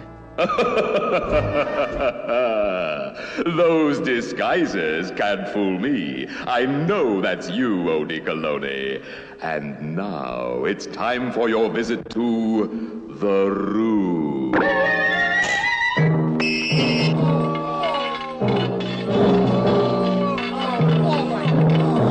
But suddenly the left-hand door flew open and... Hands up, you villains, in the name of the king. Yes, hands up in my name. And so all the culprits were captured. But no, once again, as if by magic, Mr. Mad made a clever escape.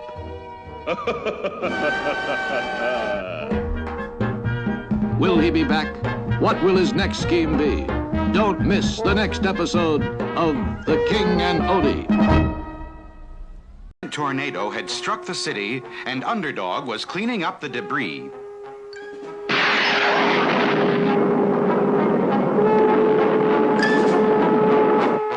Suddenly, Underdog's ultrasonic ears picked up strange noises. A million light years from this place, I hear yells in outer space. And Underdog was right. A million light years away lay the strange planet of the Flying Sorcerers. And at that very moment, King Cup, leader of all the Flying Sorcerers, was screaming his head off. The bakers! The bakers! Bring me the bakers! Here I am, King Cup, the finest baker in all this land. Your cakes are terrible.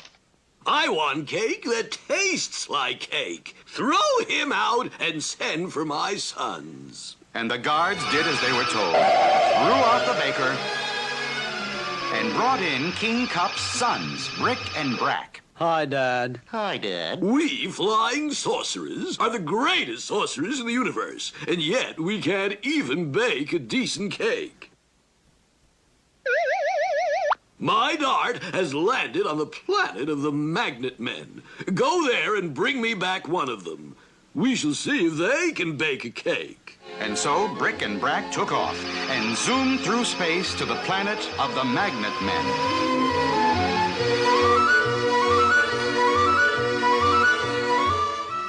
Oh no, flying sorcerers, get away from me. Oh, be a good fellow. Come along with us to dear old Dad.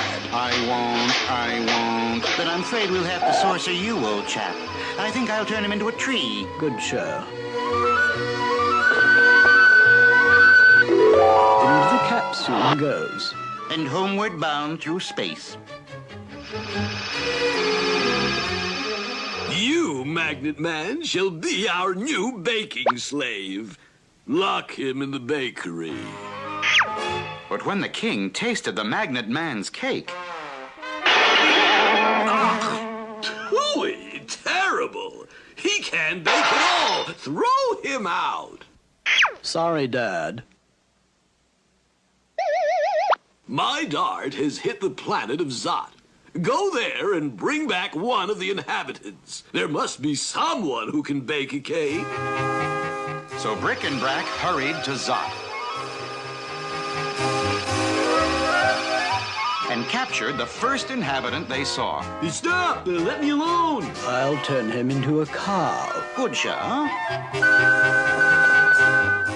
The Flying Sorcerers popped the Zot Man into the capsule and tossed him to their planet. But later, when the king tasted the Zot Man's cake... Hooey! Horrible, terrible! Throw him out! Too bad, Dad. This time, my dart has landed on a planet called Earth. And this time, we will take no chances. Turn on the supersonic TV and let us see who on Earth can bake a cake. And so, dear viewers, that concludes my own recipe for chocolate cake, just like this one. And now, this is Sweet Polly Purebred. Enough! Go to the Earth and bring back Sweet Polly Purebred. She shall be our baking slave. Will they really capture Sweet Polly? Will she become the baking slave of the Flying Sorcerers? There's plenty of excitement ahead in our next episode.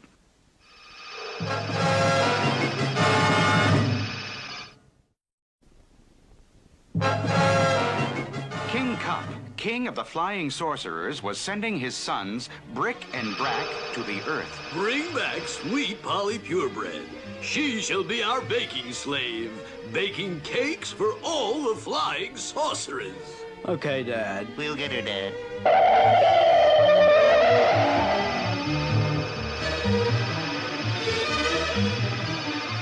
Flying sorcerers!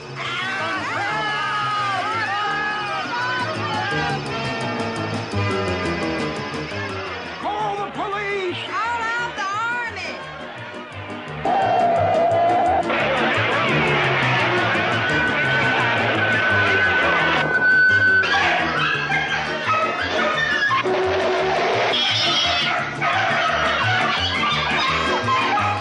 Neato, Brick. Good show, Brad. I wonder where we can find sweet Polly Purebred. Could you direct us to Sweet Polly Purebred? Of course. Just 2 blocks down the street at Station TV. Thanks, chap. My goodness, sir, you look terrible. And so, dear viewers, I hope you've enjoyed our special baking show. Until tomorrow, this is Sweet Polly Purebred signing off.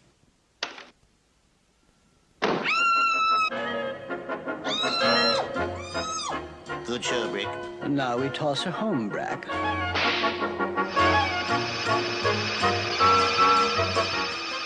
Please, sir, what are you trying to say? Those things that asked about sweet Polly, they were flying sorcerers. Flying sorcerers? Excuse me, sir, but I must leave.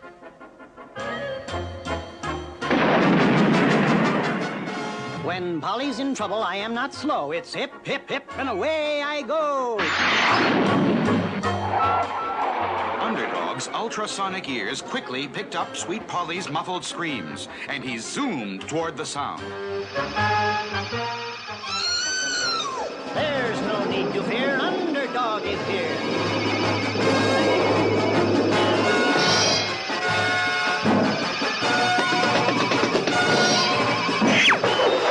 Good kick, Brick. Good whack, Brack. Out of the ballpark this time, Brick.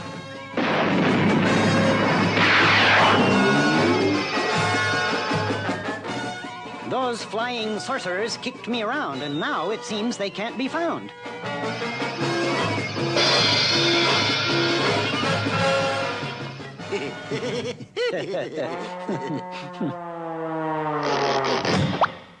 Those flying sorcerers are cause for alarm. I must find them before they can do Polly harm.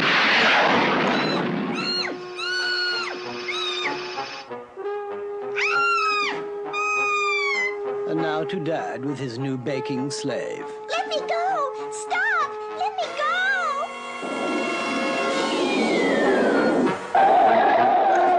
You flying sorcerers must end your folly. I am here to take Sweet Polly. Oh, Underdog. Thank goodness. Looks like we'll have to sorcerer him, Brick. Let's have a ball, Brack.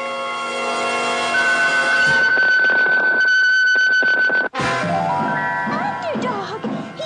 He's only a ball!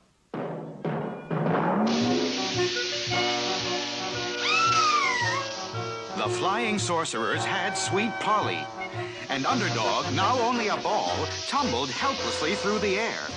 Can Underdog possibly change himself back to himself? Is Sweet Polly doomed to remain the baking slave of the flying sorcerers? There are thrilling times ahead in our next episode. The hunter, on the prowl for a desperate criminal, decided to stop for a cup of tea. Wanted, I say wanted, kindly old grandmother for peddling hot tea. That kindly crooked face looks familiar. Here's your hot tea, Mr. Hunter. My, what a pretty girl. Looks familiar, too. My very word, fair lady. I say I'd know it anywhere. Why, it's me. Aha! Just as I thought. And everything fits, even the hot tea. Pity sakes, what do you mean? Come quietly now. You're the kindly crooked old grandmother, and I'm taking you in. Sure, it's a regular flood of false arrests, and now you're not adding another. Folderol, Flanagan. It's right here in black and white. Ah, sure, and look at those on me desk. The mayor, the banker, the nursemaid. Now, don't worry, son. I'll bring 'em all in, or my name isn't the Hunter. No, Hunter, it's all a mistake, but sure as me name's Flim Flanagan, someone's up to no good. That is. Very well, fair lady, you're free. So there. Now, look at these close, Hunter.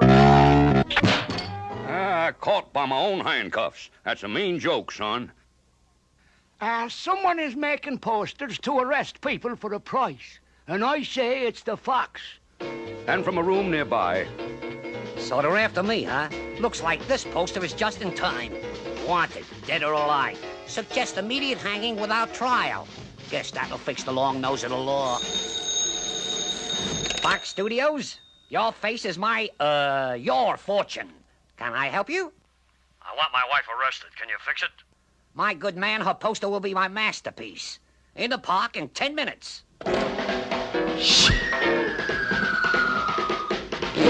Yes, it looks like Officer Flim Flanagan's job, unless he gets to the bottom of these false arrests. Somebody got you up a tree, friend? Keen observation, boy. I say, get me out of this tree. Happy to oblige. Another crooked face. Why, the woods are full of them. I'll fix this so everyone can see it. Are you from Fox Studios? That's the place, friend. How about shooting the little lady? Just a picture, please, of my wife. Oh, your wife. Splendid. Now watch the bitey. That's a beauty. 50 greenbacks, thank you. $50? Herbert. Please, don't force more money on me. It'll be ready tomorrow at the post office. I know that face like my own. Hey, what's going on here? My card, sir. I'm the Hunter. Hunter, eh? I'm taking you in. Now, wait a minute, son. I said, who do you think I am? See for yourself. Yeah, why, that's me. Sorry, old man, but like the sign says, suggest immediate hanging without trial. Now, just hold it a minute there, boy. While you tie a no account knot, here, I'll show you how. That's the crook, officer. The one tied up. And thanks to you, Hunter, we've got the Fox for all his hiding in a police uniform. The Fox, eh? Well, boy, looks like the rope's on you. That's a joke, son, get it? Very funny. And look at all the evidence on him. Okay, Flanagan. So what's wrong with a few posters? Ask the judge, Fox. Sure, and you've done it again. How can we thank you? Well, now, just money, son. I say a big reward is enough for me. Officer, thank goodness that man was handy with a rope. Who is he? Handy with the rope, you say? Why, that's the Hunter.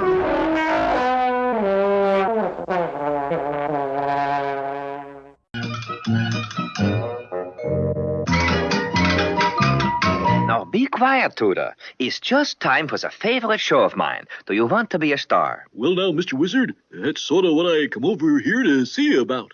I'd like to be one of them old-time vaudeville stars. You mean go on the stage? But what would you do? Oh, I'd like to give 'em a sample of the old soft shoe. Well, it's a good ambition. Go ahead, Tudor. Remember to practice hard. The first thing the new song and dance man must do is to get a good agent what will get him into the best shows. Come in, my boy, come in. See, you're the new sword swallow they sent me. Yes, indeed, beautiful epiglottis. Here's one to try for size. Wrong size, eh? Well, here's... Well, wait up, Mr. Agent. I'm not no sword swallower. Fire eater, then, eh? Animal trainer? High diver. Well, what is it, my boy? Sounds like you're not an entertainer at all. No, I'm a dancer, Mr. Agent. I do the old soft shoe. Soft shoe, eh? Might have known it. All right, my boy, let's have a little sample. Let's see a trip to light fantastic.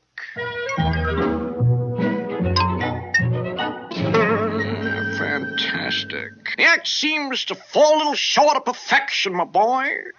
In fact, one look at you dancing, and I can tell you're a banjo player. A singing banjo player, that's it. What's your name? Tudor Turtle, sir. To the turtle, you say? Need something more up to the minute, like Moonshot. Moonshot, the singing banjo player. Moonshot. Sounds like I'm really ready to start off with a bang. Yeah, don't try comedy, son. You haven't got the zing. With a new name and a perfectly rehearsed act, the song and dance man is ready. Somebody stole my gal. Somebody stole my pal. Somebody came and... What do we do now, Mr. Agent? Very simple, my boy. We need a gimmick, that's all. Something to make the little customers forget you're singing. That's it. We'll put you in the rodeo. The only singing banjo player who rides ropes and brands cattle. We'll change your name to Marlon Brandine, yes indeed. And soon, at the rodeo... Somebody stole my pearl. Somebody stole my pal. Somebody came and took her away. They didn't even say she was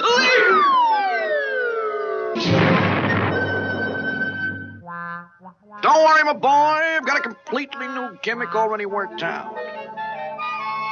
We're putting you in the county fair. You'll do your act hanging upside down from the bottom of an airplane. We'll call you, let's see now, Daryl Devil. That's it, yes indeed. And very soon, high over the county fair... Somebody stole my girl. Somebody stole my pal. Somebody came and took her away. Look there, Angus. I'm sure it's the yellow-bellied squaller. Haven't seen one in years. Let's get him. Help! Somebody's shooting at me! Help, Mr. Wizard! This show business is for the birds!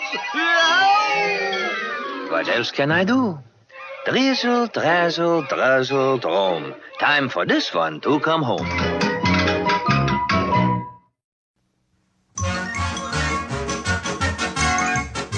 But Klondike, that's my favorite cheese. Do you have to use it to bait the trap?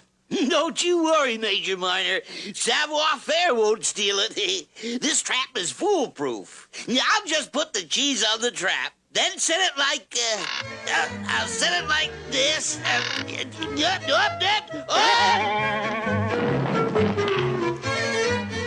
Try again.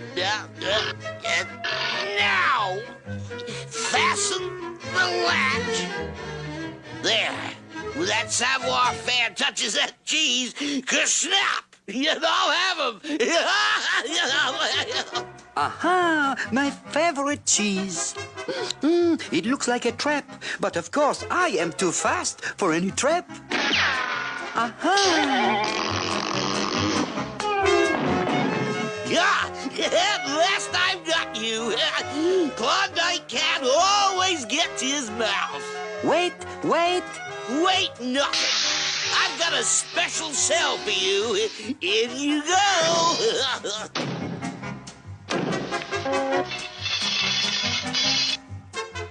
Now, you're never going to get out of there.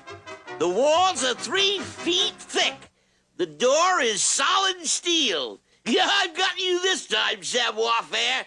You'll never get out. You are right. But what about you, Klondike? What about me? What are you going to do now that I am locked up? Do? Why, I'll chase, There is no one else. Your job was always to catch me. With me caught, you'll have no more job. They'll fire you. No job?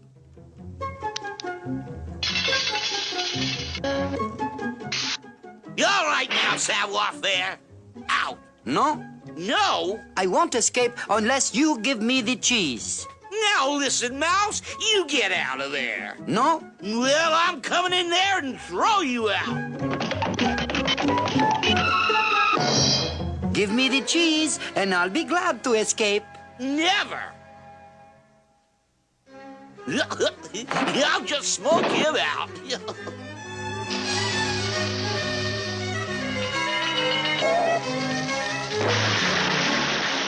Savoir is everywhere.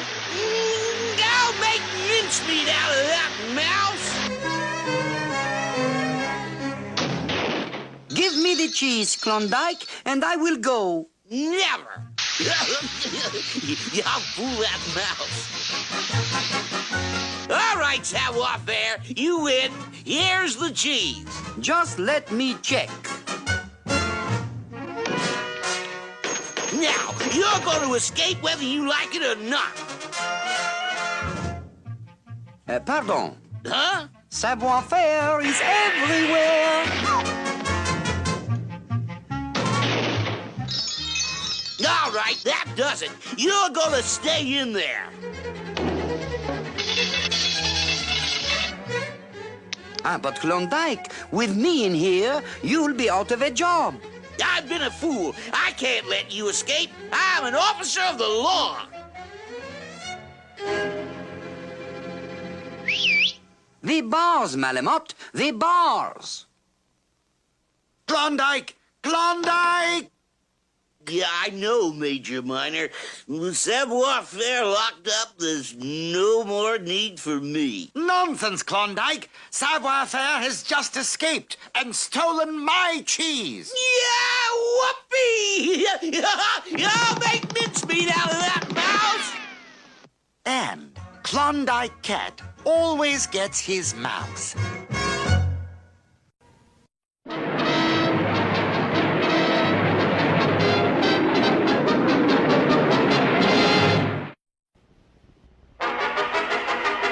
Flying sorcerers had captured Sweet Polly Purebred and brought her to their planet to be King Cup's new baking slave. So, Sweet Polly Purebred, now we shall have cake that tastes like cake. Lock her in the baking kitchen and have her bake a cake at once. No! Oh, no! Let me go! Take your hands off me! But it was no use. Now, you set to baking a cake, old girl, or we'll be forced to saucer you. Turn you into a bug. Oh, no, not that! Then set to work, old girl. Hurry along with that cake.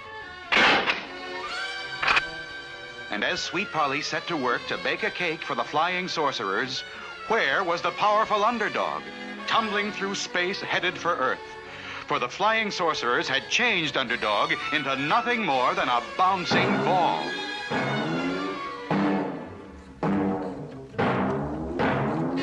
A ball! Kick it this way, Freddy! Ball! Ball! Using his amazing power of concentration, Underdog fought desperately to break the spell of the flying sorcerers. I'm back to myself, but I'm not right at all. I feel myself changing back to a ball. And while Underdog bounced helplessly along, what of Sweet Polly Purebred on the planet of the flying sorcerers? Ooh, delicious. Jolly good. Top drawer. Now, may I go home? Will you take me back to Earth where I belong? Back to Earth? You're going to stay here and bake us cakes forever.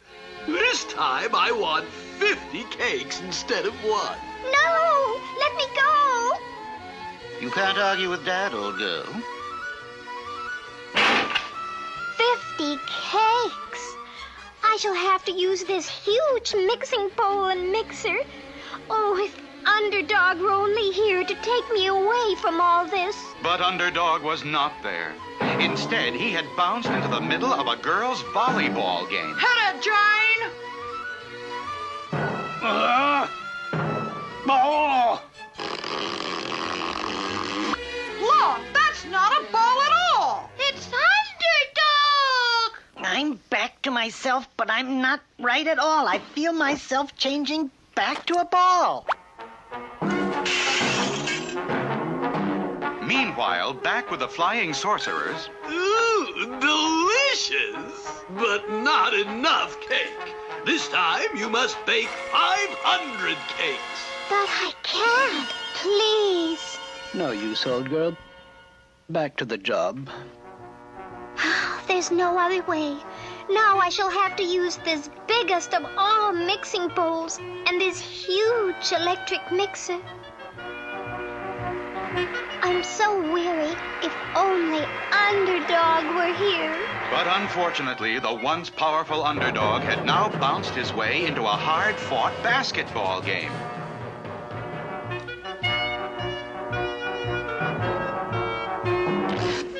Hey, look, it's not a basketball. It's Underdog. This is highly irregular. I'm back to myself, but I'm not right at all. I feel myself changing back to a ball. And while the players chased Underdog around the court, Sweet Polly was mixing the batter for 500 cakes. I'm so tired. So sleepy. Help! Someone! I've fallen into the mixing bowl. Help! Will she be caught in the mixer? Will she go down in the batter? The answer lies ahead in our next exciting episode.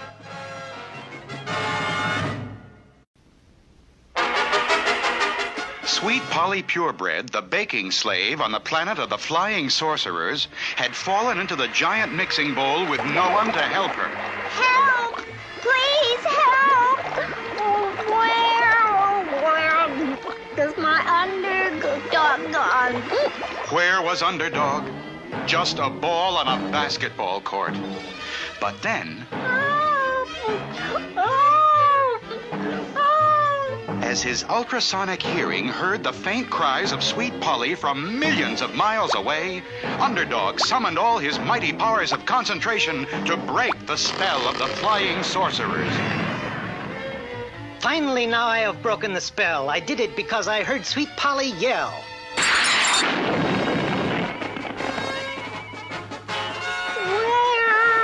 Where has my Underdog gone?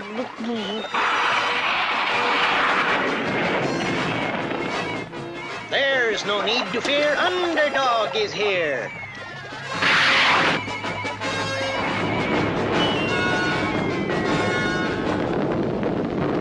Oh, Underdog, you saved me.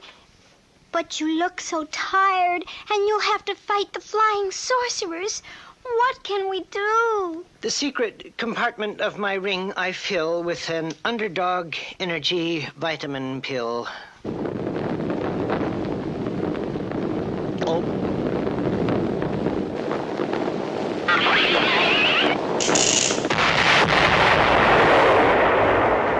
Aha! Capture this villain who would steal our baking slave.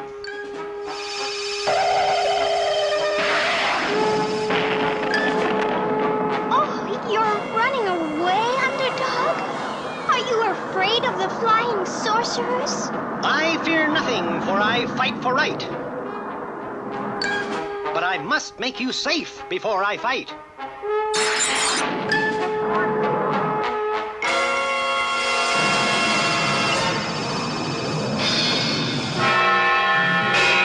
He seems quite full of vim and vigor, eh, Brick? We'd better get a bit of help.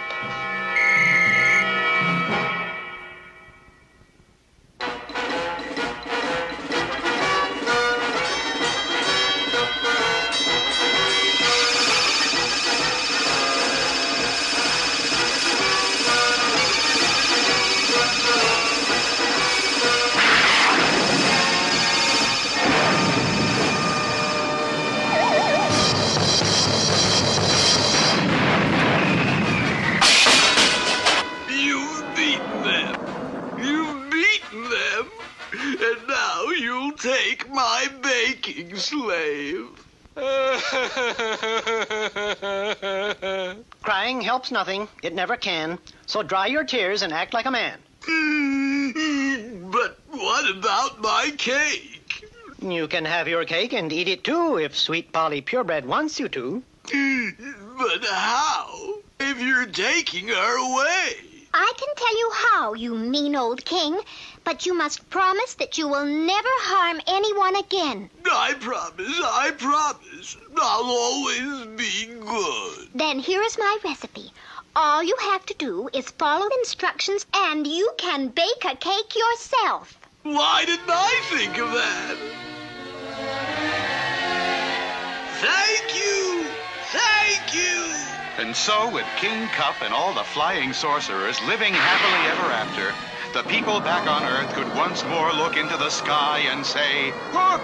It's a plane! It's a bird. It's a frog! A frog? Not plane, nor bird, nor even frog. It's just little old me. Underdog.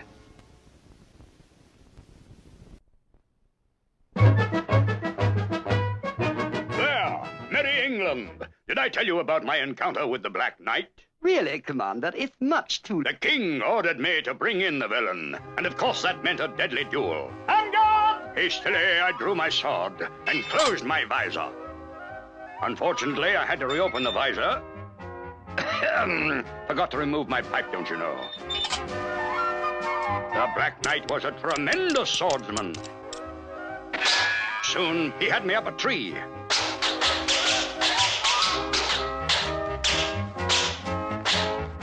He swung a telling blow for my head, but I managed to block it. Half of my sword fell away, but bravely I fought on. Fighting with only the hilt of my sword, I was soon backed up to a precipice, a sheer drop of 1,000 feet. The Black Knight raised his deadly sword. It thundered down and sheared the mighty McBragg in two. Sheared the... Oh, no. Oh, no, indeed.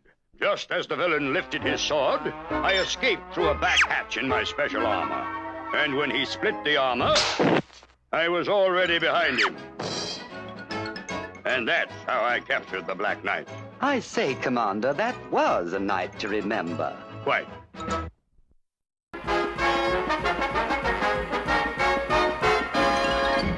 Hey, look at that, Tiger. Tennessee Tuxedo chosen police chief for Megapolis Zoo. I'm the guy they should have chose for that job. Maybe so, Jerry boy. But the only way you all might get the job now is if there's lots of crime in the zoo, and Tennessee can't catch the crook. That's it. We'll pull some robberies that'll make Tennessee look like a jerk. Then they'll have to put me in charge of the police force. Come on. And soon things began to disappear. A monkey trapeze was stolen. Elephant trunks were stolen. Beaver teeth were stolen. And finally, all the zoo citizens were angry at Tennessee Tuxedo. Hold everything! You can count on me to catch that crook. Tennessee Tuxedo will not fail. All right, men. I have set a trap for the crook. The bait will be this piggy bank. We'll put the piggy bank on this seesaw board, and I'll stand guard. What do we do? Huh, Tennessee? I'm getting to that. When I see the crook step on this seesaw board, I'll whistle like this. Then, Yak, you cut this rope, which drops a rock onto the other end of the seesaw board. And that old crook will go zooming through the air. And he'll land in this net. Baldy cuts the net rope and... And the crook in the net falls into this chute. He slides down the chute into this wooden crate where Chumley... I nail on the lid of the crate, and we'll have the crook. That's it, men. Now get to your stations. Oh, boy. That trap will never work in a million years. Don't be ridiculous, Jerboa. This trap is foolproof. Oh, yeah? Well, suppose you just show me how it works. Okay, wise guy. When I see the crook step up here to get the piggy bank like this, then I just whistle like this.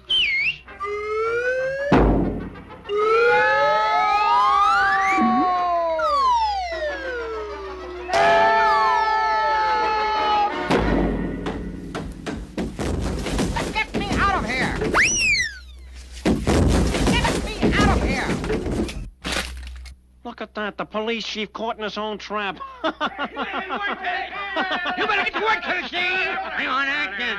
Get a real police chief! Learn how to run a police force. Come on, Chumley. We better sneak out of here. We need help from Mr. Whoopi. So, they've selected you as chief of police for inside the zoo, eh, Tennessee? Oh, yeah. Well, now, what seems to be your chief problem? Get it? I always like this. We just want to know how a real police force operates, Mr. Whoopi. All right. Let's take a look at our three-dimensional blackboard.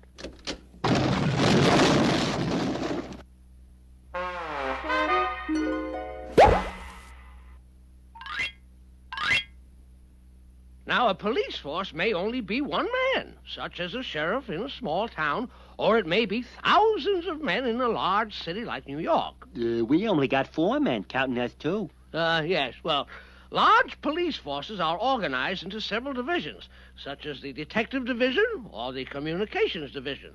But the real backbone of any police force is the uniform division. The real backbone, eh? Well, that sounds like us. Make a note of that, Chumley. The first thing we need is uniforms. Now, how does this uniform division operate? Well, the policeman makes his rounds either in a police car or on foot. He performs many services, giving directions to strangers or helping citizens in distress. But mainly, his job is to act quickly whenever there's trouble. Calling car 54, bank robbery at 5th and Main. The policeman has been thoroughly trained in how to answer such calls. When you hear a siren, you can help by pulling your car quickly to the curb and stopping, or if on foot, by staying on the sidewalk. He is ready to risk his own life to help others. And he knows how to overpower dangerous criminals. Also, he knows the importance of being careful in taking any prisoner. Gee, Mr. Whoopi, policemen are really great, huh? Oh, yes, indeed, Chumley. We're very lucky in this country to have so many fine men serving us as police officers. Okay, Mr. Whoopi, I think we've got all we need for now. But wait, Tennessee, you can't.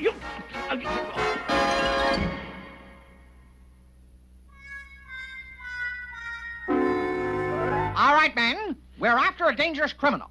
Now, we don't have a car radio, so we'll stay by the phone until someone calls about another robbery. Then, we'll rush outside, leap into our police car, and hurry to the scene of the crime. So he wants a phone call, huh? Well, we'll give him a call, but just watch what happens when he answers it.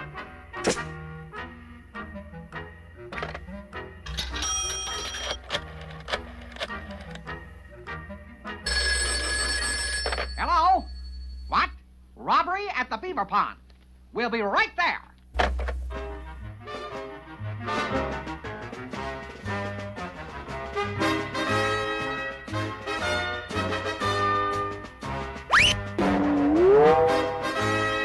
All right, Chumley, let her go.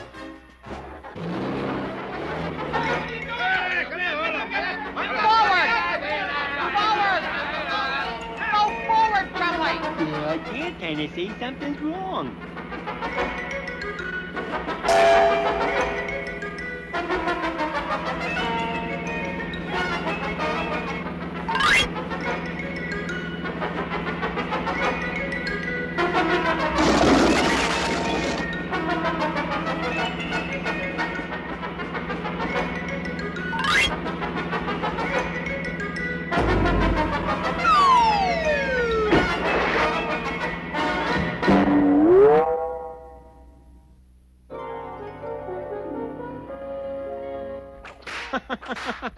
Those guys wrecked almost everything in the zoo, and everybody is mad. Just one more trick like that, and Tennessee is out of his job. And you all be the new police chief. Right, and I've already taken care of Tennessee's car again, only this time I undid the brakes and the steering wheel. Just watch what happens when they try to take that hairpin curve out there. Hello, Tennessee. This is Jabboa Jump. I am being robbed. You better rush over to my quarters. Hurry, men! Tennessee Tuxedo will not fail.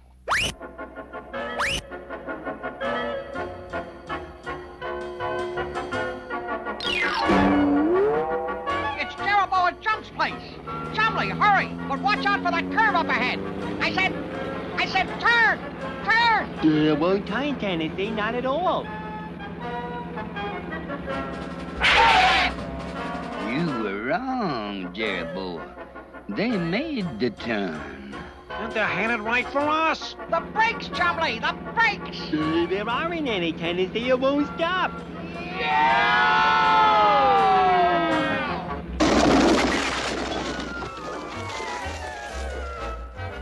Look! The stolen monkey trapeze. Peanuts in the elephant's trunks. Everything. I might have known. Jeroboam Jump and Tiger Tornado, I hereby arrest you for all these zoo robberies. Gee, Tennessee, when you finally solve a case, you sure do a bang-up job. Yes, Chumley, you might call this a smash ending.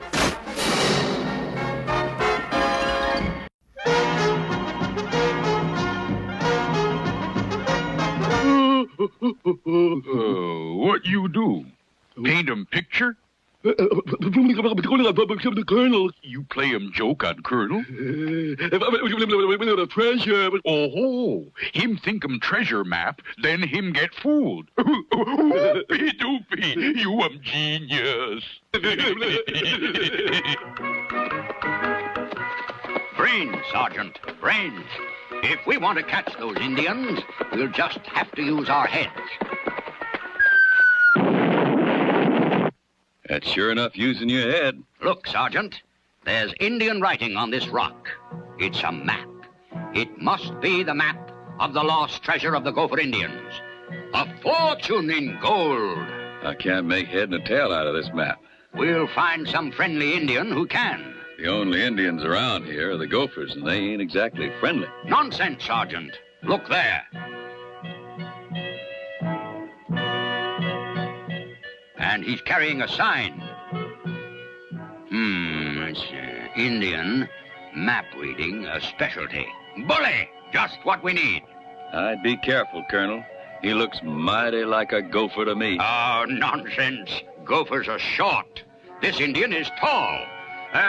You there. Can you read this map? Map say... Take this down, Sergeant. Walk 'em north 5 miles, turn 'em to sunset, walk 'em 10 miles. This cliff sure is getting mighty steep. Think of the treasure at the end of the trail. Sure enough, looks like we're coming to the end of the trail right now.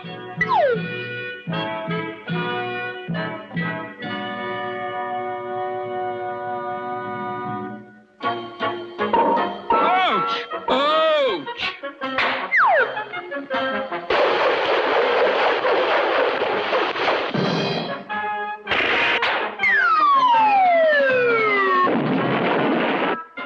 Where to next, Sergeant? Directions say cross the river and climb that tree, and then the treasure you will see. Bully! Bully! Here's a handy raft. Begging the Colonel's pardon, but that current looks mighty swift. Nonsense, Sergeant. Now follow me. Ready? Push off. We'll head straight for that tree.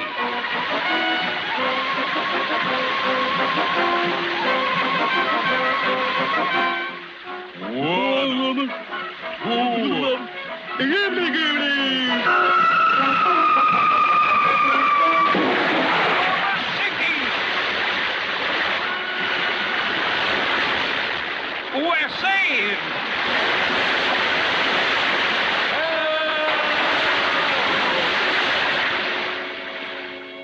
Well, we've made it at last, Sergeant. There's the tree. Up we go.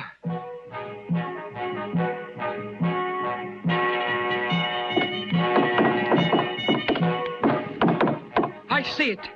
I see the treasure. What can you see, Sergeant? It's not what I can see. It's what I can hear.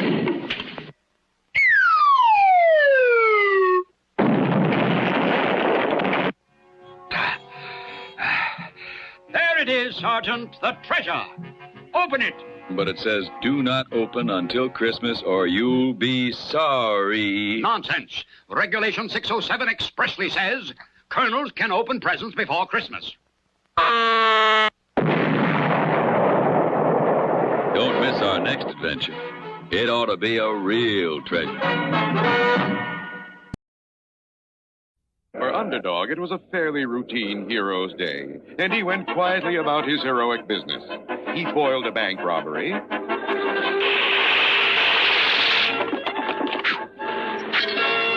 He rescued Sweet Polly from the nuclear robotizer of Simon Bar Sinister.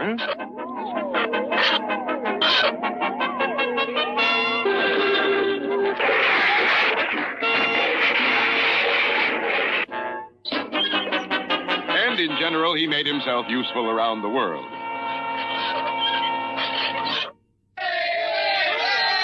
Yet little did he know that a million miles away, across the vast reaches of intergalactic space, events were taking place which would start Underdog on one of his greatest adventures. There, on the faraway planet Zot, ruled the terrible-tempered King Clobber. I'm surrounded by incompetence. Oh!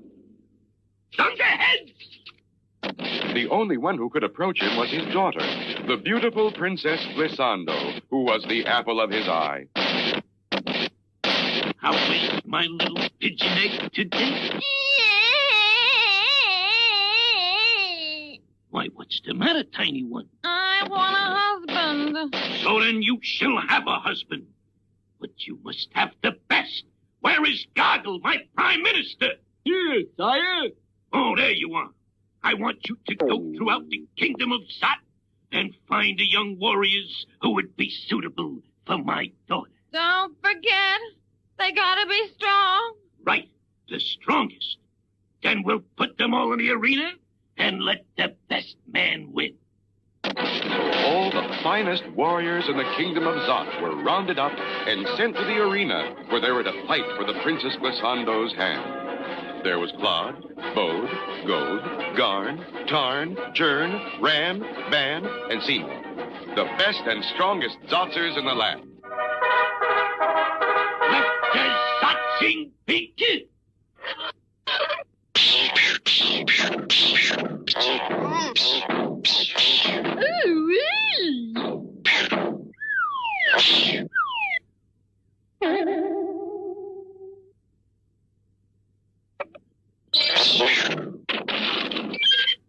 The winner!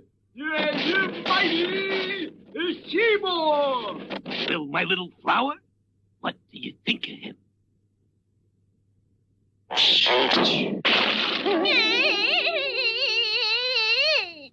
I want a strong husband. She's right. Goggle, search the galaxy. Search the universe. My little girl shall have the strongest there is. And so, first the galaxy, and then the universe was searched until at last... Sire! Come quickly and bring the Princess Glissando! Look at that! You like him, my little blossom? He is yours. Where does he live? Well, according to this map, he lives on an unimportant planet called Earth. Good. He'll be the husband of the fairest creature in the universe? Or... Zot? Yes, sire. And shortly, an expedition of saucers took off, and slipping silently through the dark, star-studded vastness of space, approached the planet Earth and Underdog. Will the Zotzer's plan succeed? There is plenty of excitement ahead in our next episode.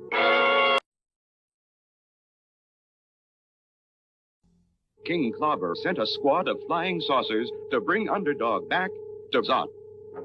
The saucers are approaching Earth, and the people are alarmed. Sweet Polly Purebred, TV's top reporter, is on the scene. And the entire world is on the verge of panic because of these mysterious flying objects from outer space. The authorities are searching for Underdog in hopes that he might be able to do something. And where was Underdog? At that very moment, he was going about his hero's business 100 feet beneath the surface of the ocean, battling a submarine that gangsters were using to smuggle goods into the country.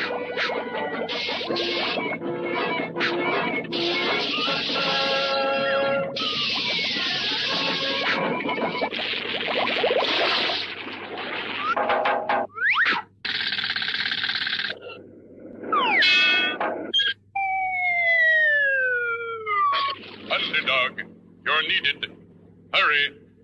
When help is needed, I am not slow. It's hip, hip, hip, and away I go. Look, in the sky. It's a plane. It's a void. It's the frog. A frog? Not plane or bird or even frog. It's just little old me. Underdog. Now what's the trouble? Let me guess. The world is in some terrible mess. We're being attacked. Attacked? Attacked from where?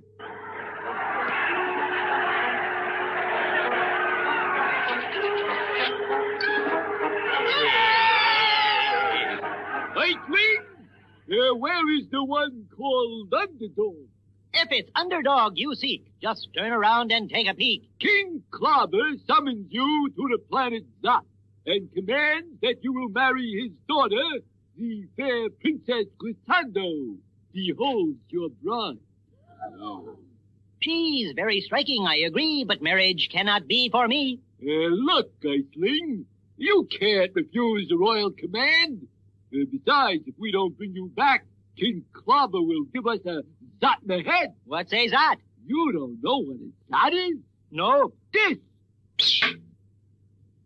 Sorry, friend. Now on your way. There'll be no wedding bells today.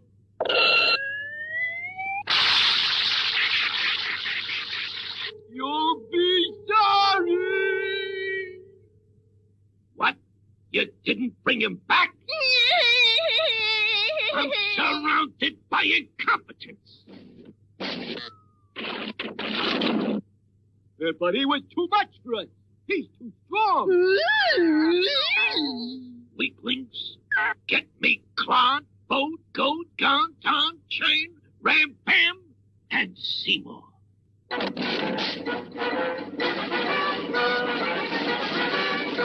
Bring me this dog of an underdog. Flying saucers are approaching again, but this time our heroic underdog is ready for them.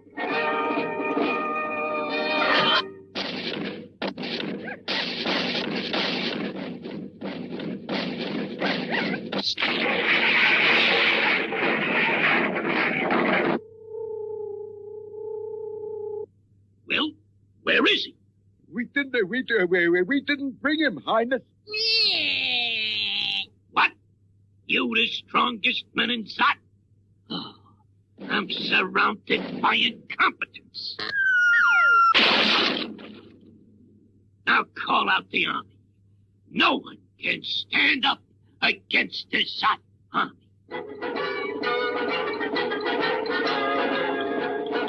What will happen when the army of Zot reaches Earth? Can Underdog stand up to this new challenge? There's excitement ahead in our next episode.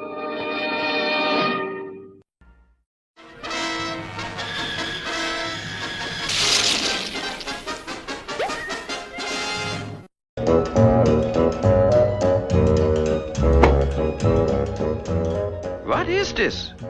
Who are you? Don't move a muscle. Hold it right there. Help! I is being blinded. Where is everybody? Don't go worrying, Mr. Wizard. It's just me, Tooter Turtle. Tooter, my boy, what is the blinding light? My camera, Mr. Wizard. That's what I came over here to see you about. I want to be one of them big-time newspaper reporters, taking pictures and all that. Well, maybe being a big-time reporter would at least keep you from putting the spots in my eyes. But watch out what you do, Tooter, my boy. Be careful. The big-time newspaper reporter always waits in the outside office till the big chief calls him in to cover the big-time story. Tooter Turtle, get in here on a double. Yes, sir. Yes, sir. You called, Chief? Look at this, you numbskull. This is our paper from yesterday. Look at the headlines. Dog lovers hold monthly meeting. Jelly sandwich lost at PTA picnic. Chef offers recipe for turtle soup. That got in by mistake, Chief. I say the whole paper is a mistake. I want some news. Get me real news and plenty of pictures. Now get over to that new skyscraper building. We got a report of guys trying to jump from the top floor. Got it, Chief. I'll get those pictures. Let's see now. Oh, there he is. All right, fella. Hold it right there while I get a shot. Don't let go yet. You from the Union, Mac? Got it. Now come on in here, fella. I gotta get your story. Don't struggle. I'll get you in. Let go of me, you crackpot! Look out!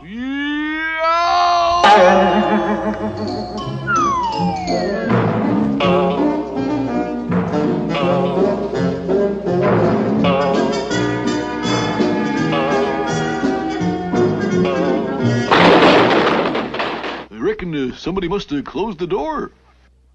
Look at this! Great pictures in every paper but ours. Pictures of some fool acrobat doing stunts on the top floor of that skyscraper building, and you got nothing. Gotta do something fast. The Big Billion Bank. Might be a story around here. Even a robbery. What can I do for you, sweetheart? You seen any suspicious characters around here? I'm suspicious of everybody, handsome. What do you have in mind? You know, them kind of fellas that wear masks like this and shove a gun at you like this and, Oh, robbery, oh. Stand back! I got a gun!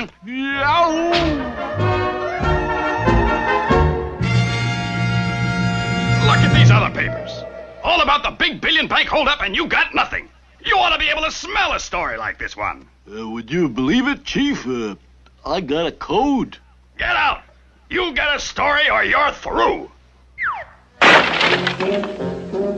Well, I just gotta get a story now.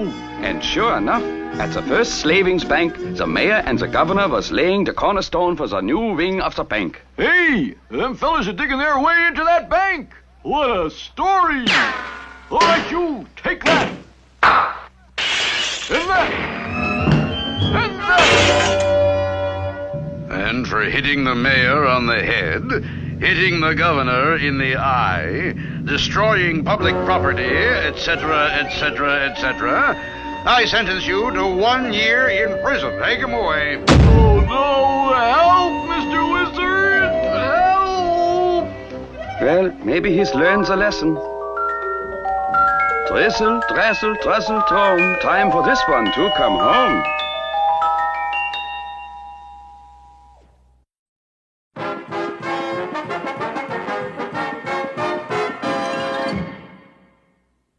I understand you have a job for me, Stanley. Well, what is it? Want me to redecorate this museum? Pick out new furnishings? No, of course not. All I want you to do for this museum is clean it up. Clean it up? Exactly. I will be back in 1 hour, and this museum had better be clean, clean, clean. Ridiculous. Me, Tennessee, reduced to a sweeper. Huh. I wouldn't have been a sweeper in the old days. No siree. A knight. That's what I would have been. A knight in shining armor.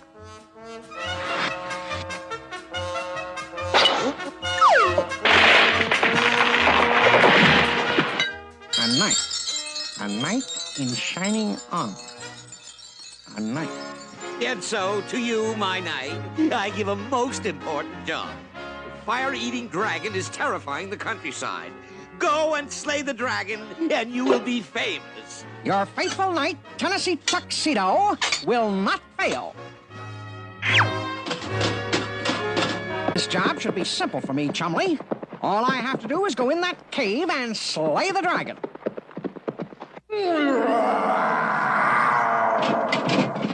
Well, good luck, Sir Tennessee. Sure. Thanks a lot. Better give me my number 3 sword. Here you are, number 3. And here I go. Giddy up, horse. Here I come, dragon. Forsooth, dragon, prepare yourself. I am going to get you with my number 3 sword. Take this. Go.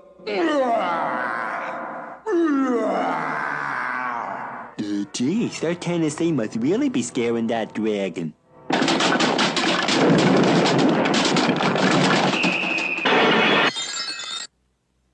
Uh-oh.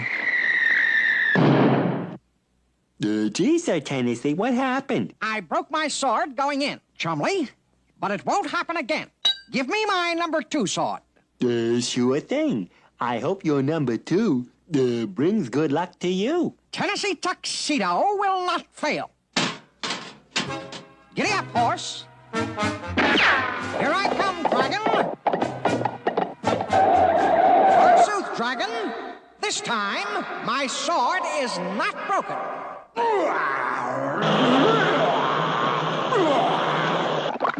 No.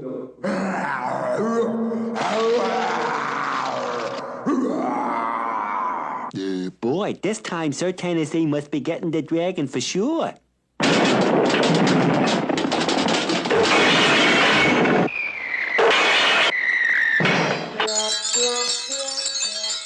You missed again, Sir Tennessee. It's those swords, Chumley.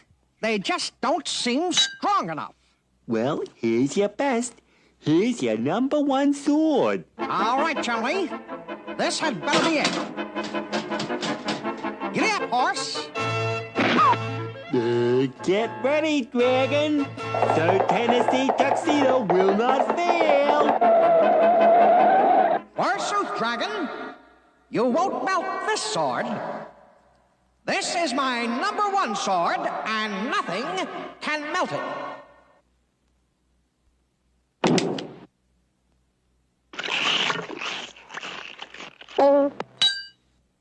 Go.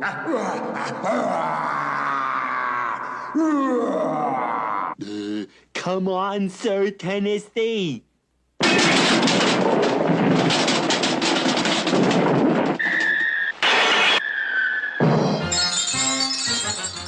We're all out of swords, Sir Tennessee. What can we do now? We're going to get a new sword, Chumley. One that won't break or melt.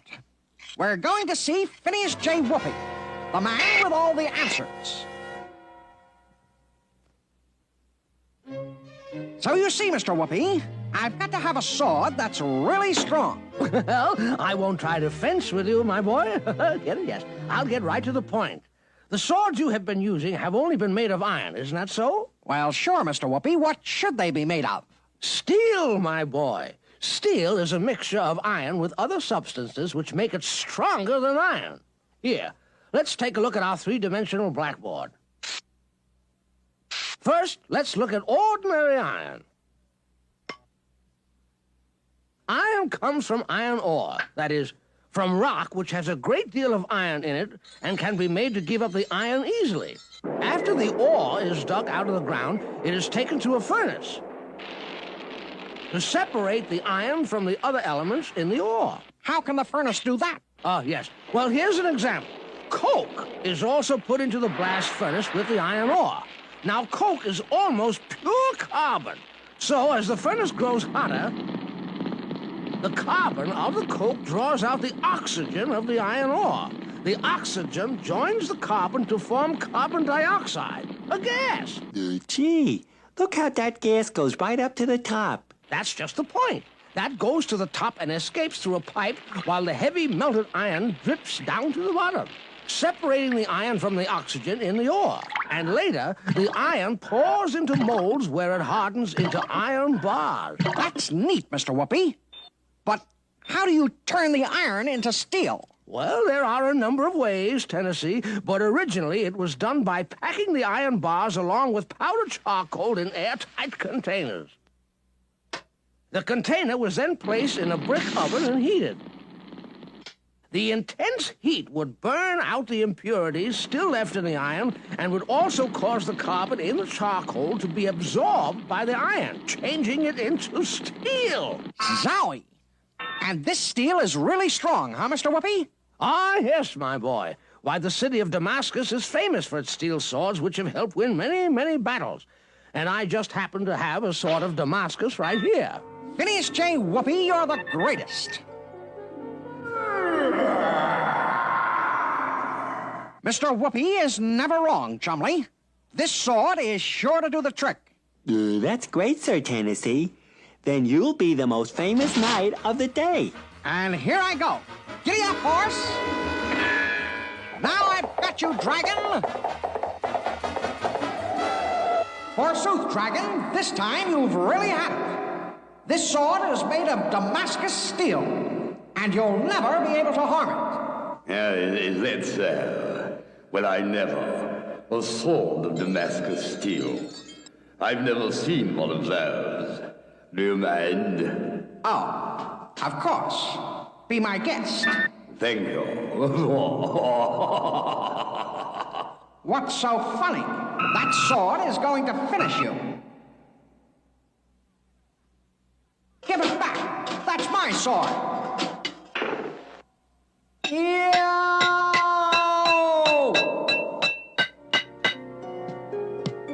Stop! Stop it! Now get up! Get up, I say! What happened? Nothing. That's just the trouble. Nothing happened. You haven't cleaned this museum at all. Now, hold on, Stanley. You're on guard. I'm going to sweep up the museum with you. You take this. And this. And this. And this.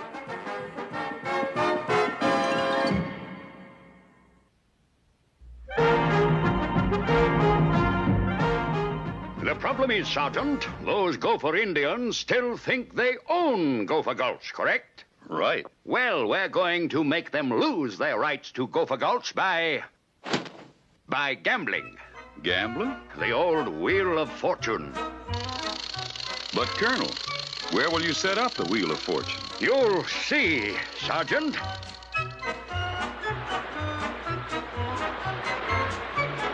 Strange noise.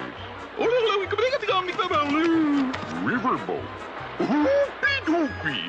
We have fun. Let be waiting for the Romany Lee. Hello there, strangers. Come aboard and try your luck. Win blankets, gold, wampum. What did he say? Him say us have no money. Is that your land out there in Gopher Gulch? All right. You can bet your land against these prizes. Just pick your number, strangers. What is it you want me to do, Colonel? Whatever number they call out, you make sure the wheel stops on something else. Cheat. Oh, they cheat. How we fix? All right, strangers, what number are you betting your land on? Number 17. 17, you say? And here goes the wheel.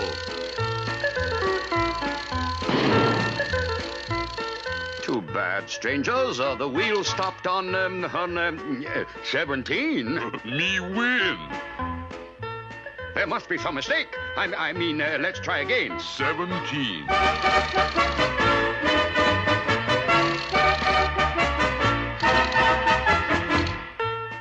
They caught on to your trick. Rufflefeather was back there. We'd better try some other kind of gambling. I've got one, Colonel. I take out my handkerchief and bet that if I stand on one end of it, you can't stand on the other end and punch me in the nose. But that's ridiculous, Sergeant. No, Colonel. You see, the trick is I put the handkerchief down in this doorway. When you stand on that end, I close the door. And you can't hit me.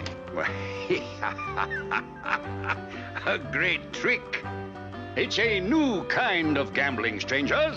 I bet that if I stand on one end of this handkerchief, you can't stand on the other end of the handkerchief and punch me in the nose. Oh, great! What did he say? Us bet our land against rest of your prizes. I've tricked you.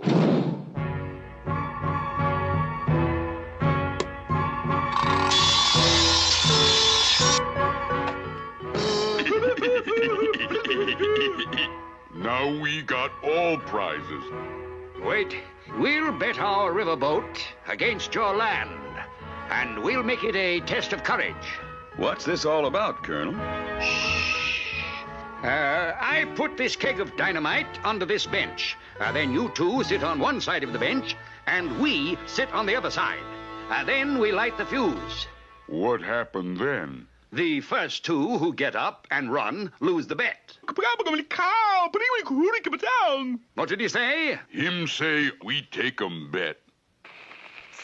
Now, just a minute, Colonel. Don't worry, Sergeant. The barrel under this bench is loaded with sand, not gunpowder.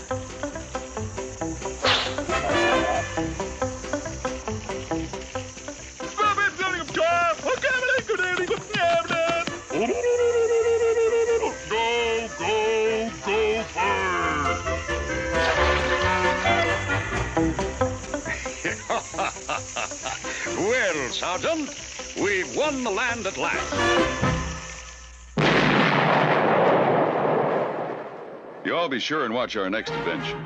Maybe the Colonel will be ready to trick the Gophers again.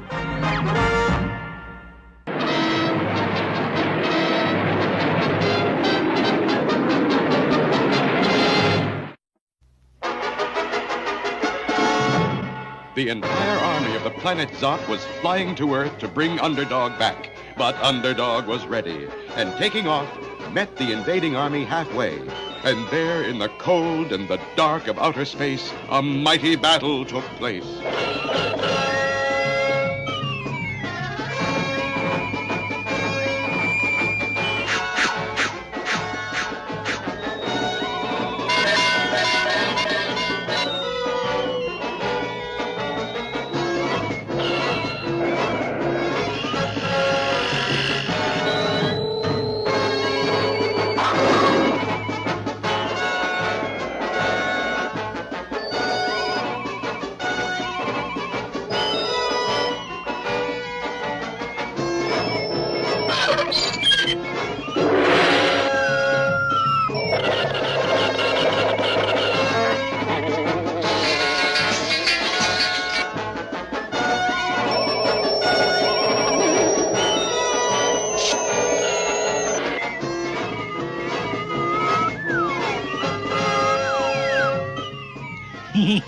Walk the dog?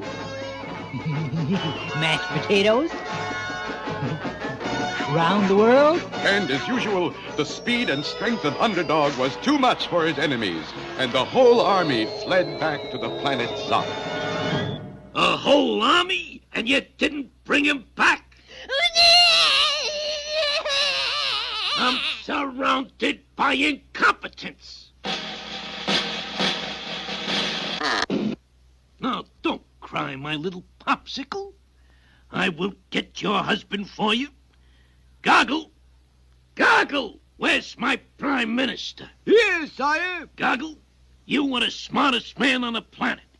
Except for me.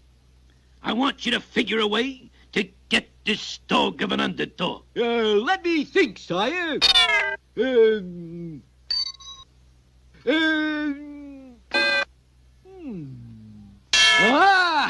I have it. Underdog has one weakness. A certain young lady named Sweet Polly Purebred. Now, if we could capture Sweet Polly... Brilliant. We get Sweet Polly in our power, and Underdog will have to do what we say, or zot. That will be the end of Sweet Polly. See that it is done. And so, late that night, a lone saucer hovered over the house of Sweet Polly, and...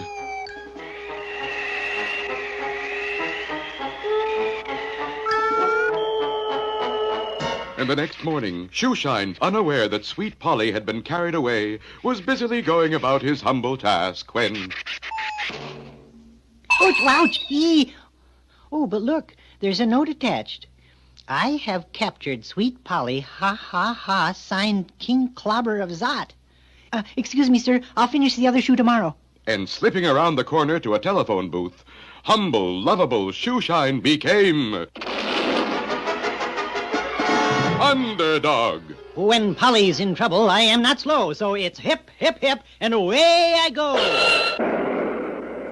Meanwhile, on the planet Zot, King Clobber had Sweet Polly helplessly tied directly under the Great Zot, a 10-ton weight hung from a thin cord. There's no need for fear. Underdog is here. Underdog! Underdog! Halt! You have a choice. Either marry my daughter and live here on Zot, or I will drop the Great Zot on Sweet Polly's head. What? is your choice? What will Underdog's choice be? Will he choose to marry the princess, or will he choose to let the great Zot fall on Sweet Polly's head? The answer lies ahead in our next episode.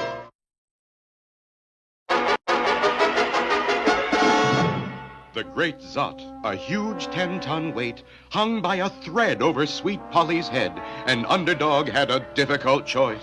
Well, what will it be? If you do not marry my daughter, I will cut this thread, and Zot, Sweet Polly, will be...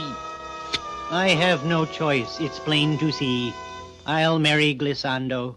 Set Polly free. And true to his kingly word, King Clobber freed Sweet Polly and sent her back to Earth, where she soon broadcast on television. And so, dear friends, Underdog is to stay on the planet Zot forever and marry the Princess Glissando. No more will we be able to call on him for help. No more will we see him speeding around the world, performing his heroic deeds. At that very moment on the planet Zot, a million miles away. Let the wedding begin.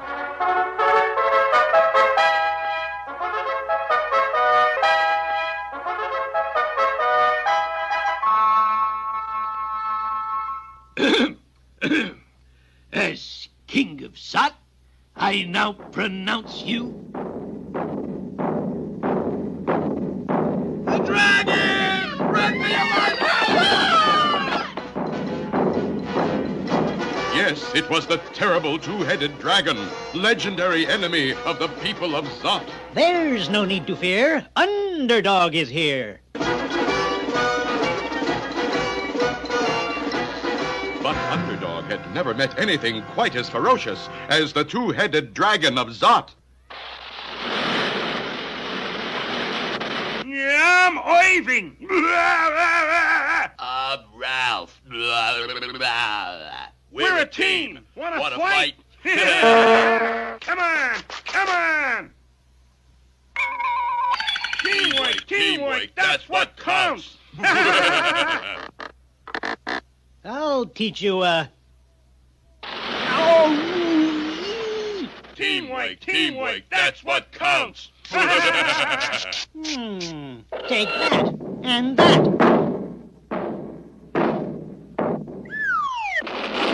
What do you know? A toughie. 1, 2, 3, 4.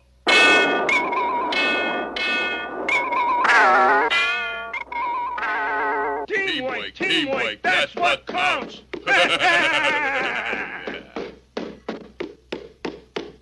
Hey, Clyde, we're walking, but we're not going.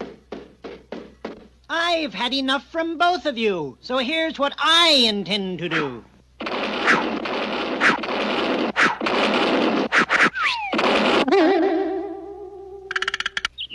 Enough. Let's cut out. Oh, no, you don't.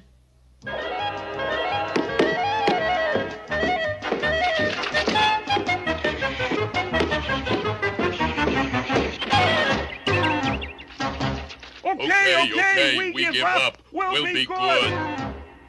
And so the dragon will never bother you again. You have saved us, Underdog. And helped me find my own true love right under my nose all the time. Babykin. My He-Mans. And so, Underdog, you can have anything you wish. What I wish, I'll quickly say. I wish to leave Zot without delay. So be it. And so Underdog sped back to Earth and once again took up his job as hero of heroes. Look, in the sky, it's a plane. It's a bird. It's a frog. A frog. Not plane or bird or even frog. It's just little old me. Underdog.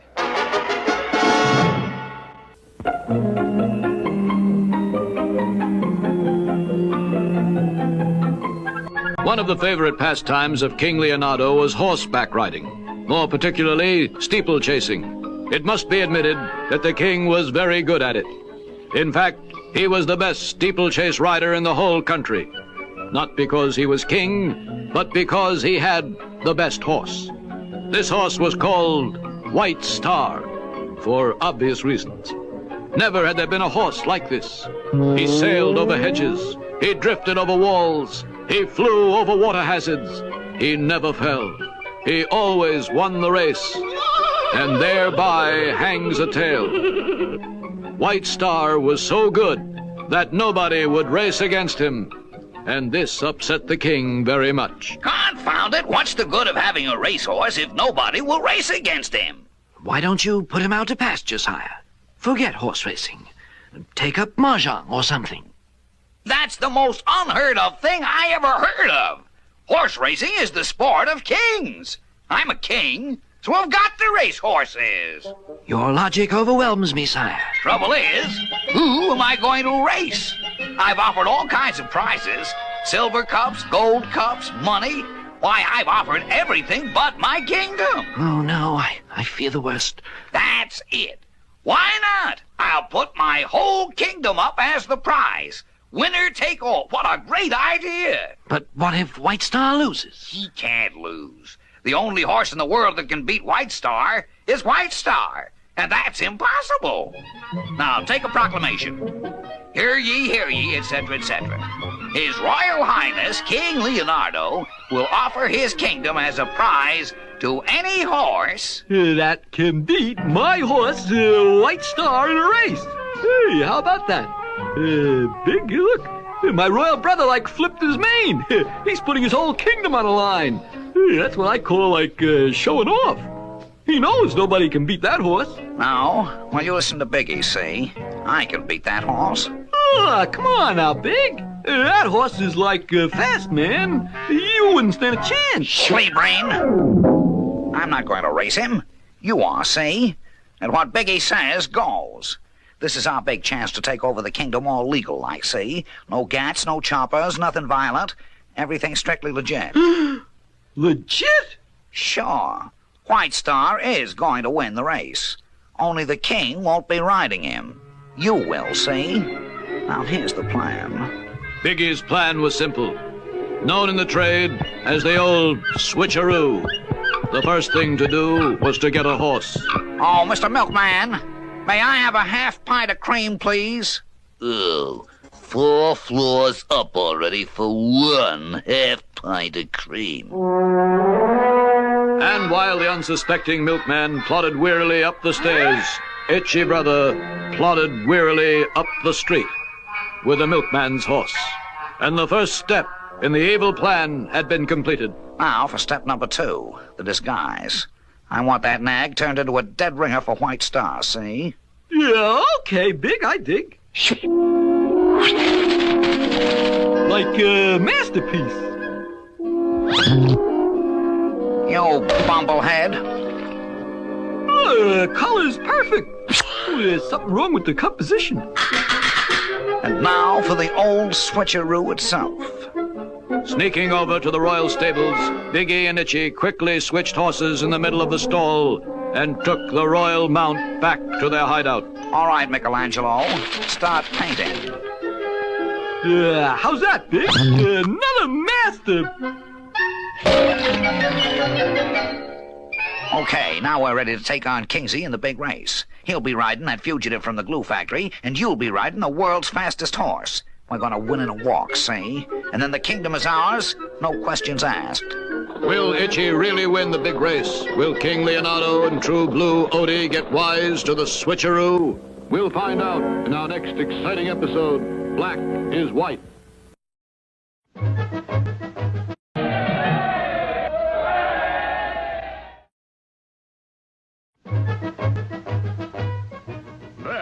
Elm City, where I was star of the Flying Trapeze. Oh, Commander, you've already told. I've been having hard times, don't you know? And I was selling balloons with a traveling circus. Balloons? Balloons? Balloons? One day I heard that the star trapeze performer had quit. I immediately applied for the job. My only rival was a bloke named Nasty McNasty, and I challenged him to a contest of skill 500 feet above ground. I did a somersault, He did a somersault. I did a double somersault. He did a double somersault. I announced I would do 5 somersaults.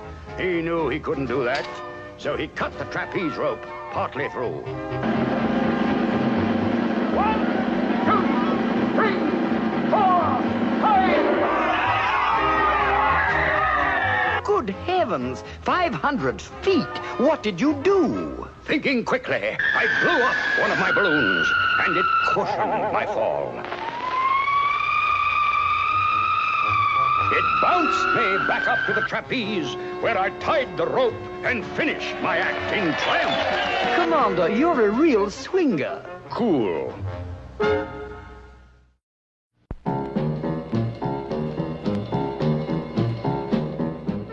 It was evening in the great city. Out in the suburban areas, the quiet stillness of the night was broken only by the sound of crickets. And then...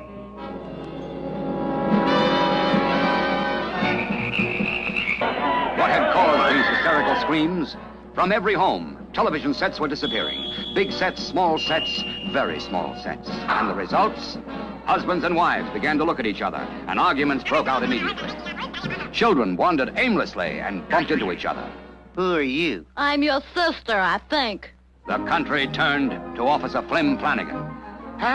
This is the work of the Fox. And to find him and the TV sets, we're calling on TV's greatest private eye, the Hunter. Stolen TV sets, you say? Why, this is an outrage, son. Folks will miss my TV show. I'll get right on the case. Quickly, the resourceful Hunter rounded up a witness to the crime. So, you saw your TV set being stolen, eh? Well, son, my name is... wait now, don't tell me. That horn, you're Harry James. Yeah, no, son, I play a mean horn, but... Louis Armstrong? No, Clyde McCoy, the Buddy Barrigan, Big Spiderbeck, Ziggy Elk? No, son, I am the Hunter. Have nose, will hunt. Now, kindly tell me what happened when your TV was stolen. You see, I'm on the TV set case. Oh, sort of the long horn of the law, huh? Well, my TV set was there. The next minute, it was gone. There was not a single clue, but the mighty Hunter would not give up. Why, I declare, look at there, a TV antenna. Now, nobody'd have a TV antenna unless they had a TV set. I'd best take that antenna back to Flanagan for evidence. And quickly the Hunter was on the roof of the house, trying to break loose the TV antenna. Inside the house, a small child heard the noise on the roof. Listen, Mommy. It must be the big bad wolf. Let's put a big pot of boiling water in the fireplace like they do in the story. Which is exactly what the mother did. But of course, the fearless Hunter was not going down the chimney.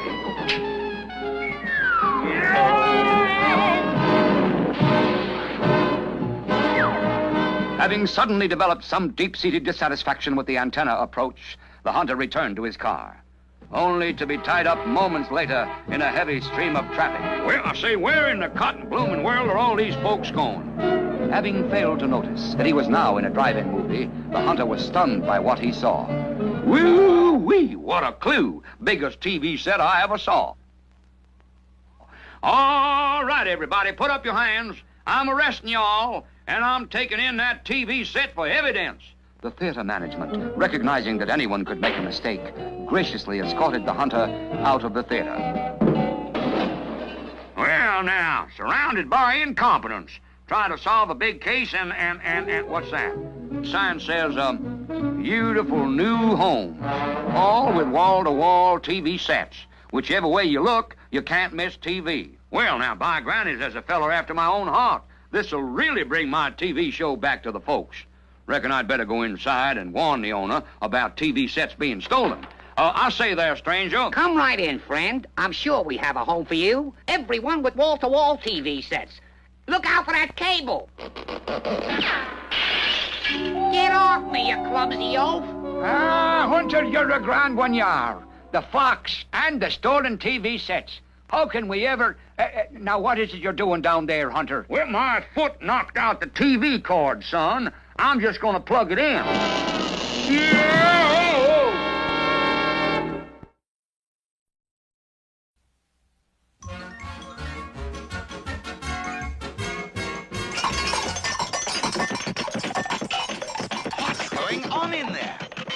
Klondike, sir. He's building a new sled for the big race. Says he's gonna win it for sure. I wish he could, but that infernal savoir-faire has the fastest sled and the fastest dog in the territory. He wins every year. Not this year, he won't. Not this year. Nothing can beat my new sled.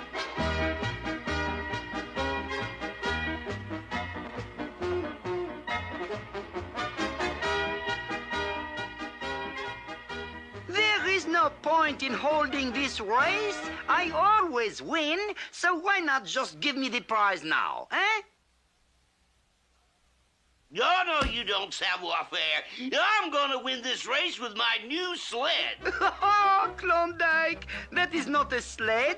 Where are the dogs? I'm not using dog power. I'm using horsepower. Uh-huh. If Klondike is using a motor, I may not win. I had better do something fast.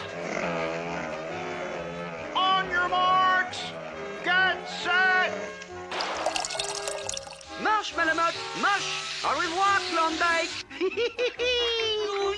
Y'all make mincemeat out of that mouse!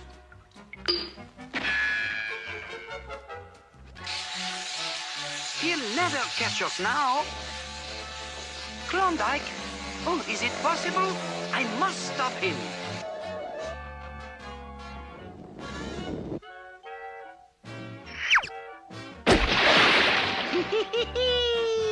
Klondike will think this is just a big snowball and crash!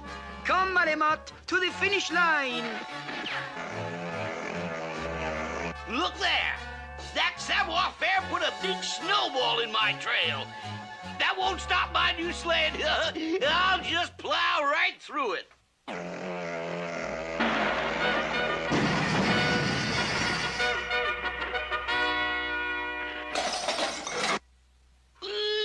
Y'all make mincemeat out of that mouse.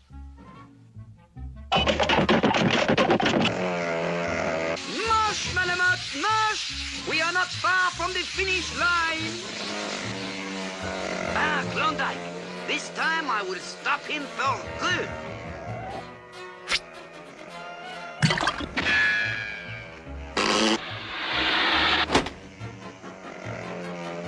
Good idea.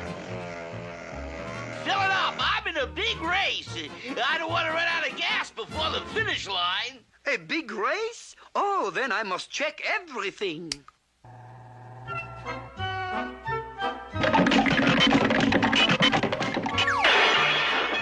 Hey, you ruined my motor. Oh, then we will have to give you a new one, eh?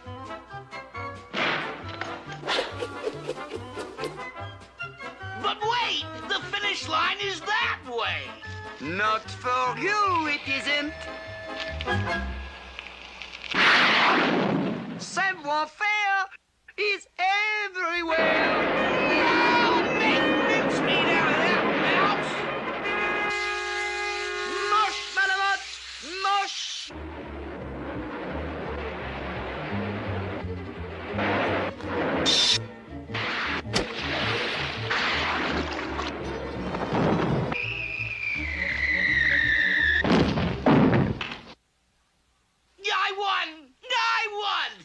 Klondike Cat always beats his mouse. I'm afraid not this time, Klondike. The race was for sleds, not rockets. Savoir-faire wins again. One of these days, I'm gonna make mincemeat out of that mouse.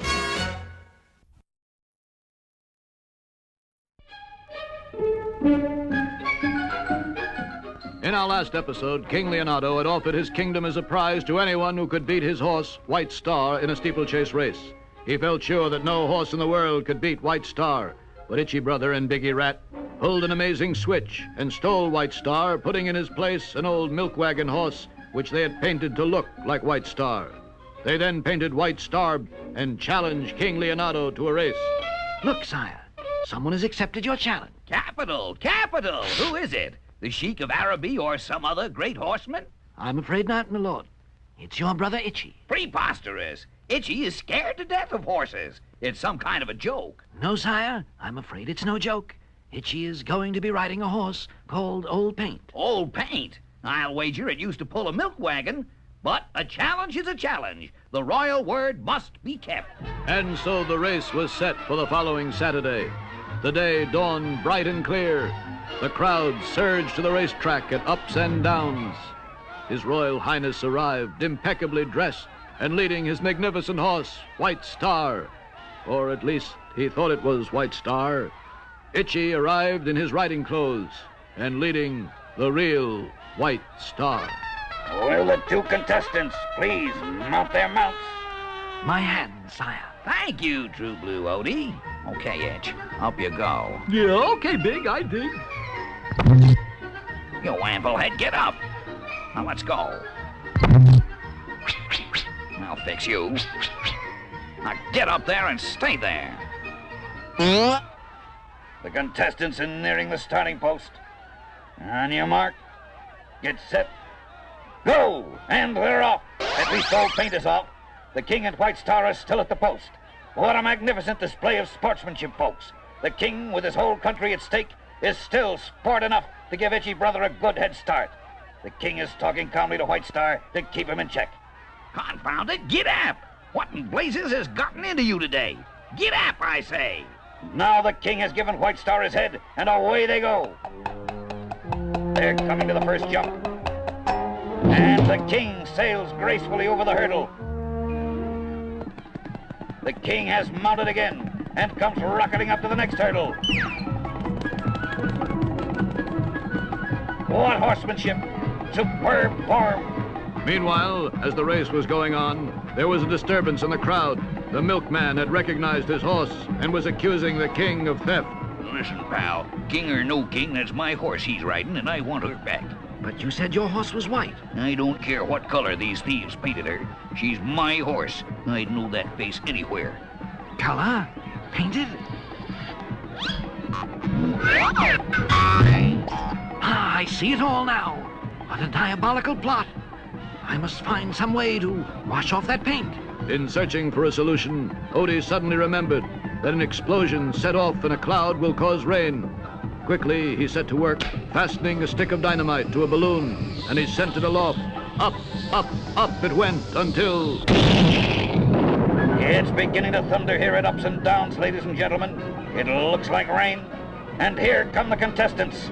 Itchy Brother is far in the lead. It looks as though King Leonardo has lost his kingdom. Uh-oh, here comes the rain. What's this?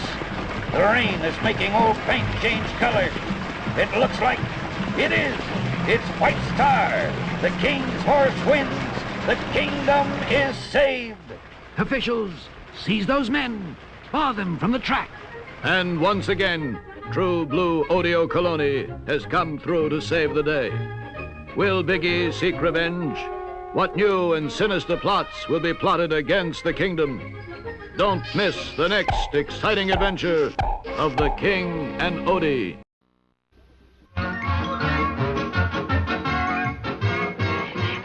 Major Minor, I've looked all over the territory for that bandit savoir-faire. He's nowhere to be found. I've been on the trail for days. Good news, Klondike. I've had a tip that savoir-faire is hiding out in town in the Branch Water Cafe. Well, I'll go there right now and arrest that rascal. Be careful, Klondike. The Branch Water Cafe is the toughest place in the territory.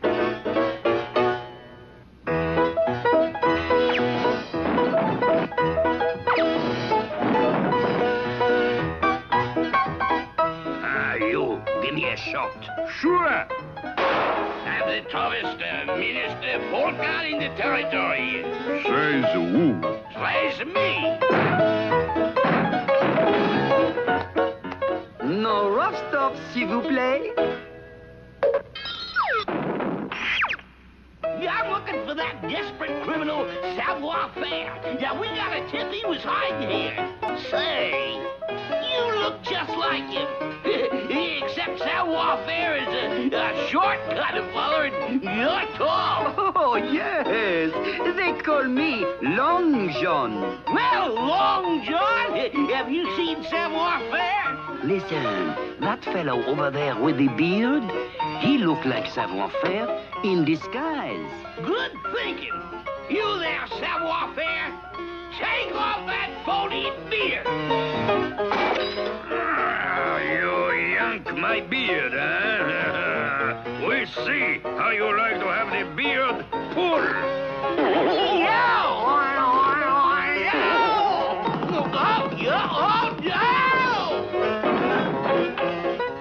That was the wrong man, Long John. Ah, well, those things happen, but I am sure that that one there is Savoir-Faire, the one with the guns, huh? He is pretending to be Two-Gun Pete, the fastest man in the territory. All right, Savoir-Faire, I know who you are. I'm Two-Gun Pete, the fastest gun in the territory. You can't fool me. You're Savoir-Faire. I'm Two-Gun Pete. Well, I'll prove it to you. Draw.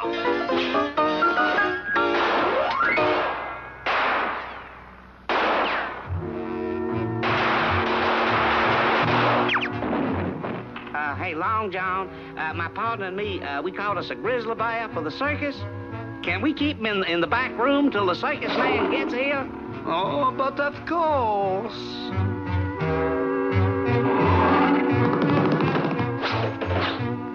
He's an awful mean bear. Don't let anyone in that room. Yeah, hey, Long John, you made another mistake. That wasn't Savoir-Faire. And I know he's here somewhere. Ah, shh. In there. Oh, but that says keep out. Ah, it's a trick. That is where he is hiding. Aha! You all right, Savoir-Faire? Open up. Yeah, I know you're in there. You can't fool me. Don't try and disguise your voice. I know you're in there. Now, you open up or I'll kick the door down. You okay? You asked for it. Now I've got you.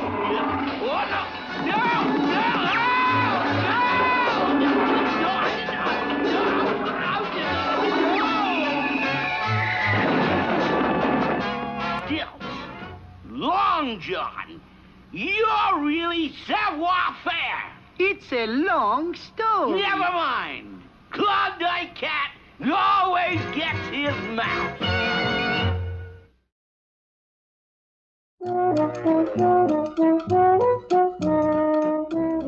Well, now, Tudor, let me guess what it is you is wishing today. The hat on the broom handle is maybe the street sweeper, no, Tudor?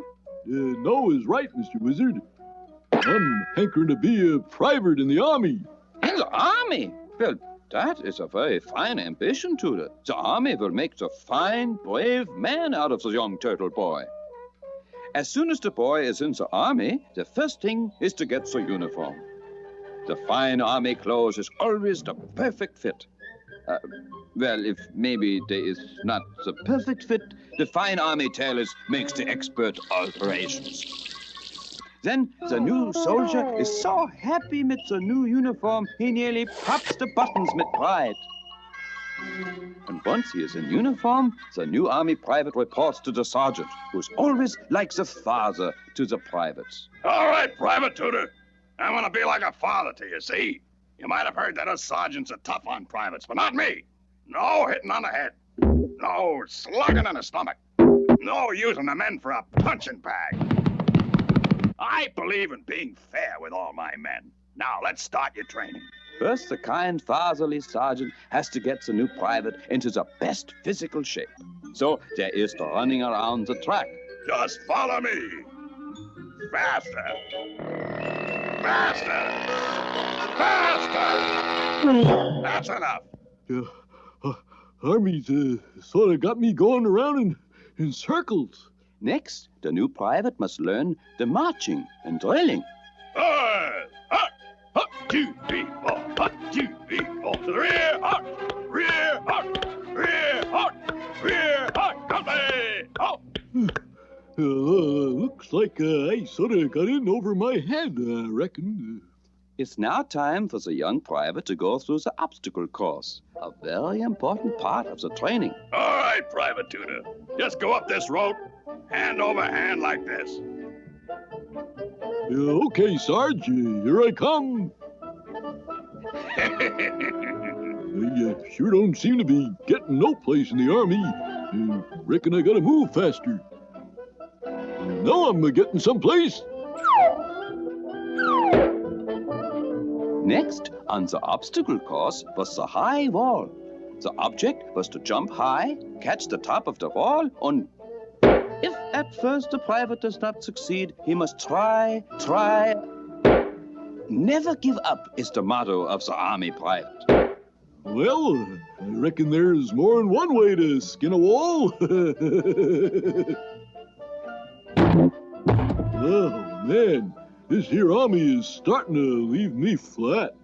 Once the new private was in the best physical condition, the Army would divide its men into two groups and then pretend like they was fighting the real war. All right, Private Tudor. Our objective is to capture that machine gun on the hill. Go get it, Private Tudor. Lucky thing them fellers are only using pretender bullets. If they was using real bullets, I might get hurt. Now, hold on here, fellers. All right, I'll just toss this here hand grenade and... I reckon I didn't let her fly soon enough, but this here bazooka gun is sure to do the trick. Shell must be stuck. Well, I'll just... Help! Help, Mr. Wizard! I'm blasting off for the moon! Help! Well, once again I say, Dressel, Dressel, Drossel, Drum, time for this one to come home. There, the Hudson River. Did I tell you about my amazing escape act? Speaking of escape, Commander, I really... As mystifying McBragg the magician, I was locked in the world's most secure object, a United States mailbox. The box was tossed into the Hudson River. I had only a few moments to make my escape, holding my breath, don't you know? But nothing could hold me. Quickly, I was out and greeted by wild applause and cheers. Everywhere, I was asked to repeat this marvelous trick. Perfect every time, until that fateful day. As the mailbox struck the bottom of the river, a giant octopus locked his 8 arms around it. I spied the beast through the mailbox slot. I poked at him, and he released the dark ink an octopus uses as a smokescreen. My breath was giving out. Terrifying. What did you do? Realizing I was in a U.S. mailbox, I used the octopus ink to write a quick note of help. A postman spied the note and promptly dealt with the octopus.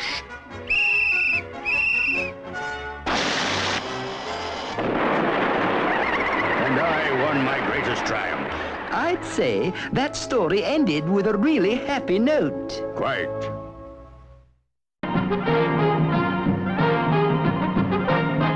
Sergeant, we've been chasing those Indians too long.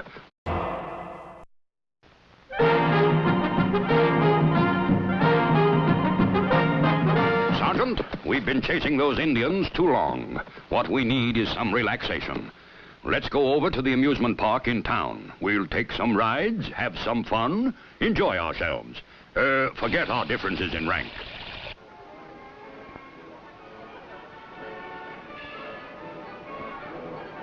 Two tickets, my good man. Colonel Coyote! Colonel Coyote! Those 2 blasted Indians have taken over the park. They say it's on their land, so they can ride everything for free. Do something! Looks like we're not going to relax after all. Nonsense, Sergeant. We'll have them out of here in no time.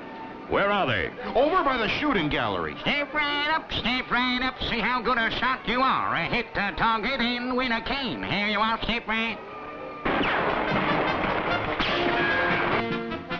Hey, you can't do that. It's 3 shots for a quarter. You didn't pay.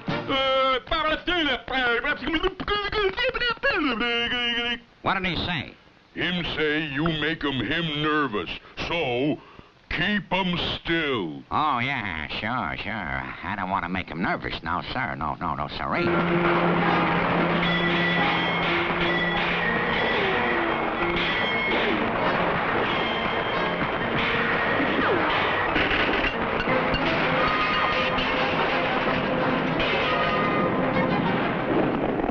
Ho! You win 'em prize. Charge! Charge! Sound 'em like Colonel. Charge!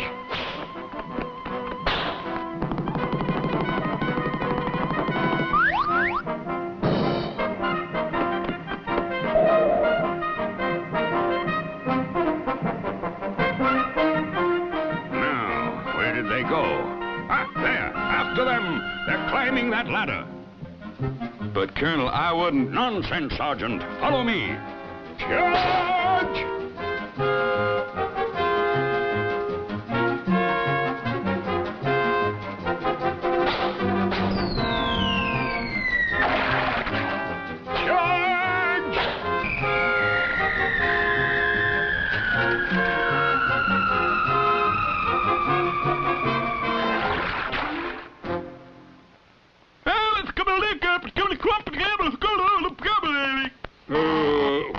What did he say? Him say, Colonel, just a drop in the bucket.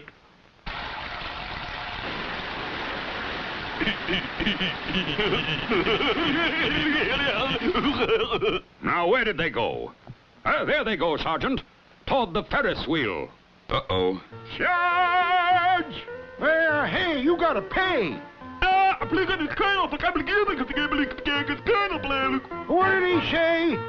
Him say, Colonel pay. There they go. You the colonel? He said you'd pay. I'll do no such thing. I'm not going to pay one.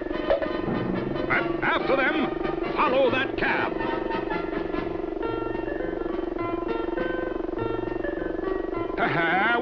We're not catching up to them.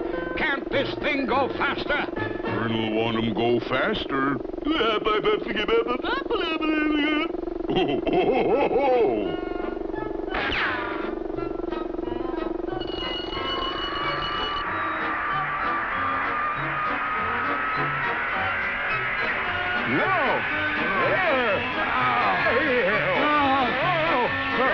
Stop! Halt! Stop! Colonel want 'em stop.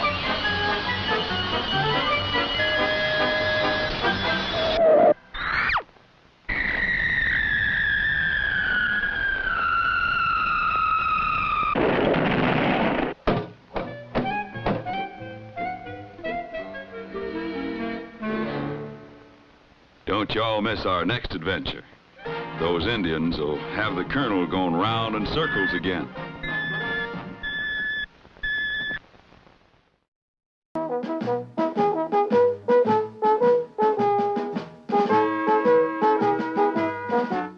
Oh, what in the cotton blooming world is going on? Story time, you promised. Oh, yeah, I recollect I did promise you a story. Ever tell you about that feller up there on the wall? That's my great-great-great-great-great-great-great-uncle, Captain Horatio Hunter, the first of the hornblowers. The story, huh? Come on, the story. Oh, yes. Well, now, let's see. Captain Horatio was told by the Queen to go down to the sea in ships and capture the terror of the seven seas.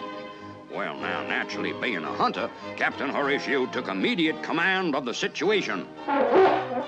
Avast, you swabs! Belay and shiver me timbers!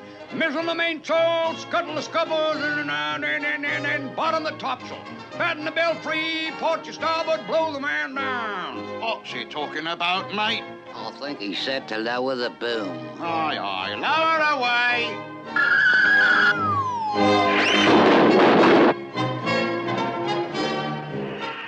Sail ho on the port side!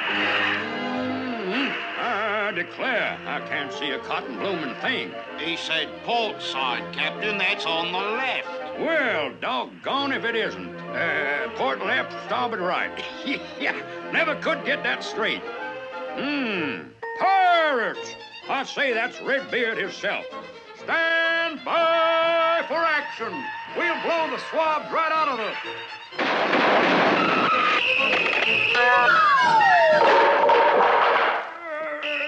Show no quarter. Show no quarter, men. Don't give up the ship. I have not yet begun to fire. Don't shoot till you see the whites of... Oh. Oh, Captain, my Captain, the pirates are boarding the ship, sir. All right, men, to arms. But remember, men, the fox is mine. Here, friend. Let me help you with that. Well, now, thank you kindly, son. I'm mighty obliged to you. That is, I just don't know what I would have done if the fox showed up right then. The fox! Uh-huh. I've got you. At last. You wily, clever pirate. Take that.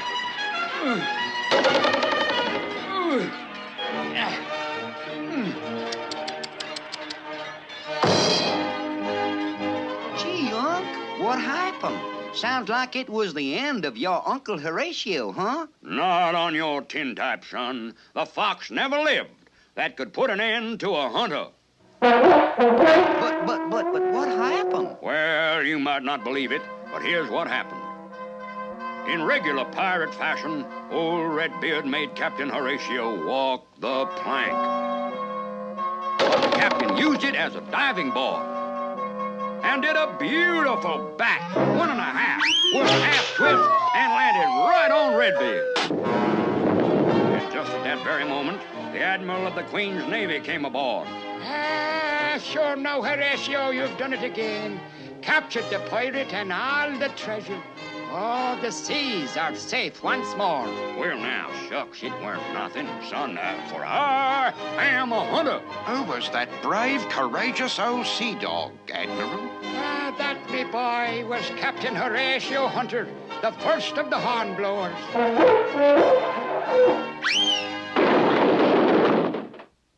Gee, is that just a joke, Unc?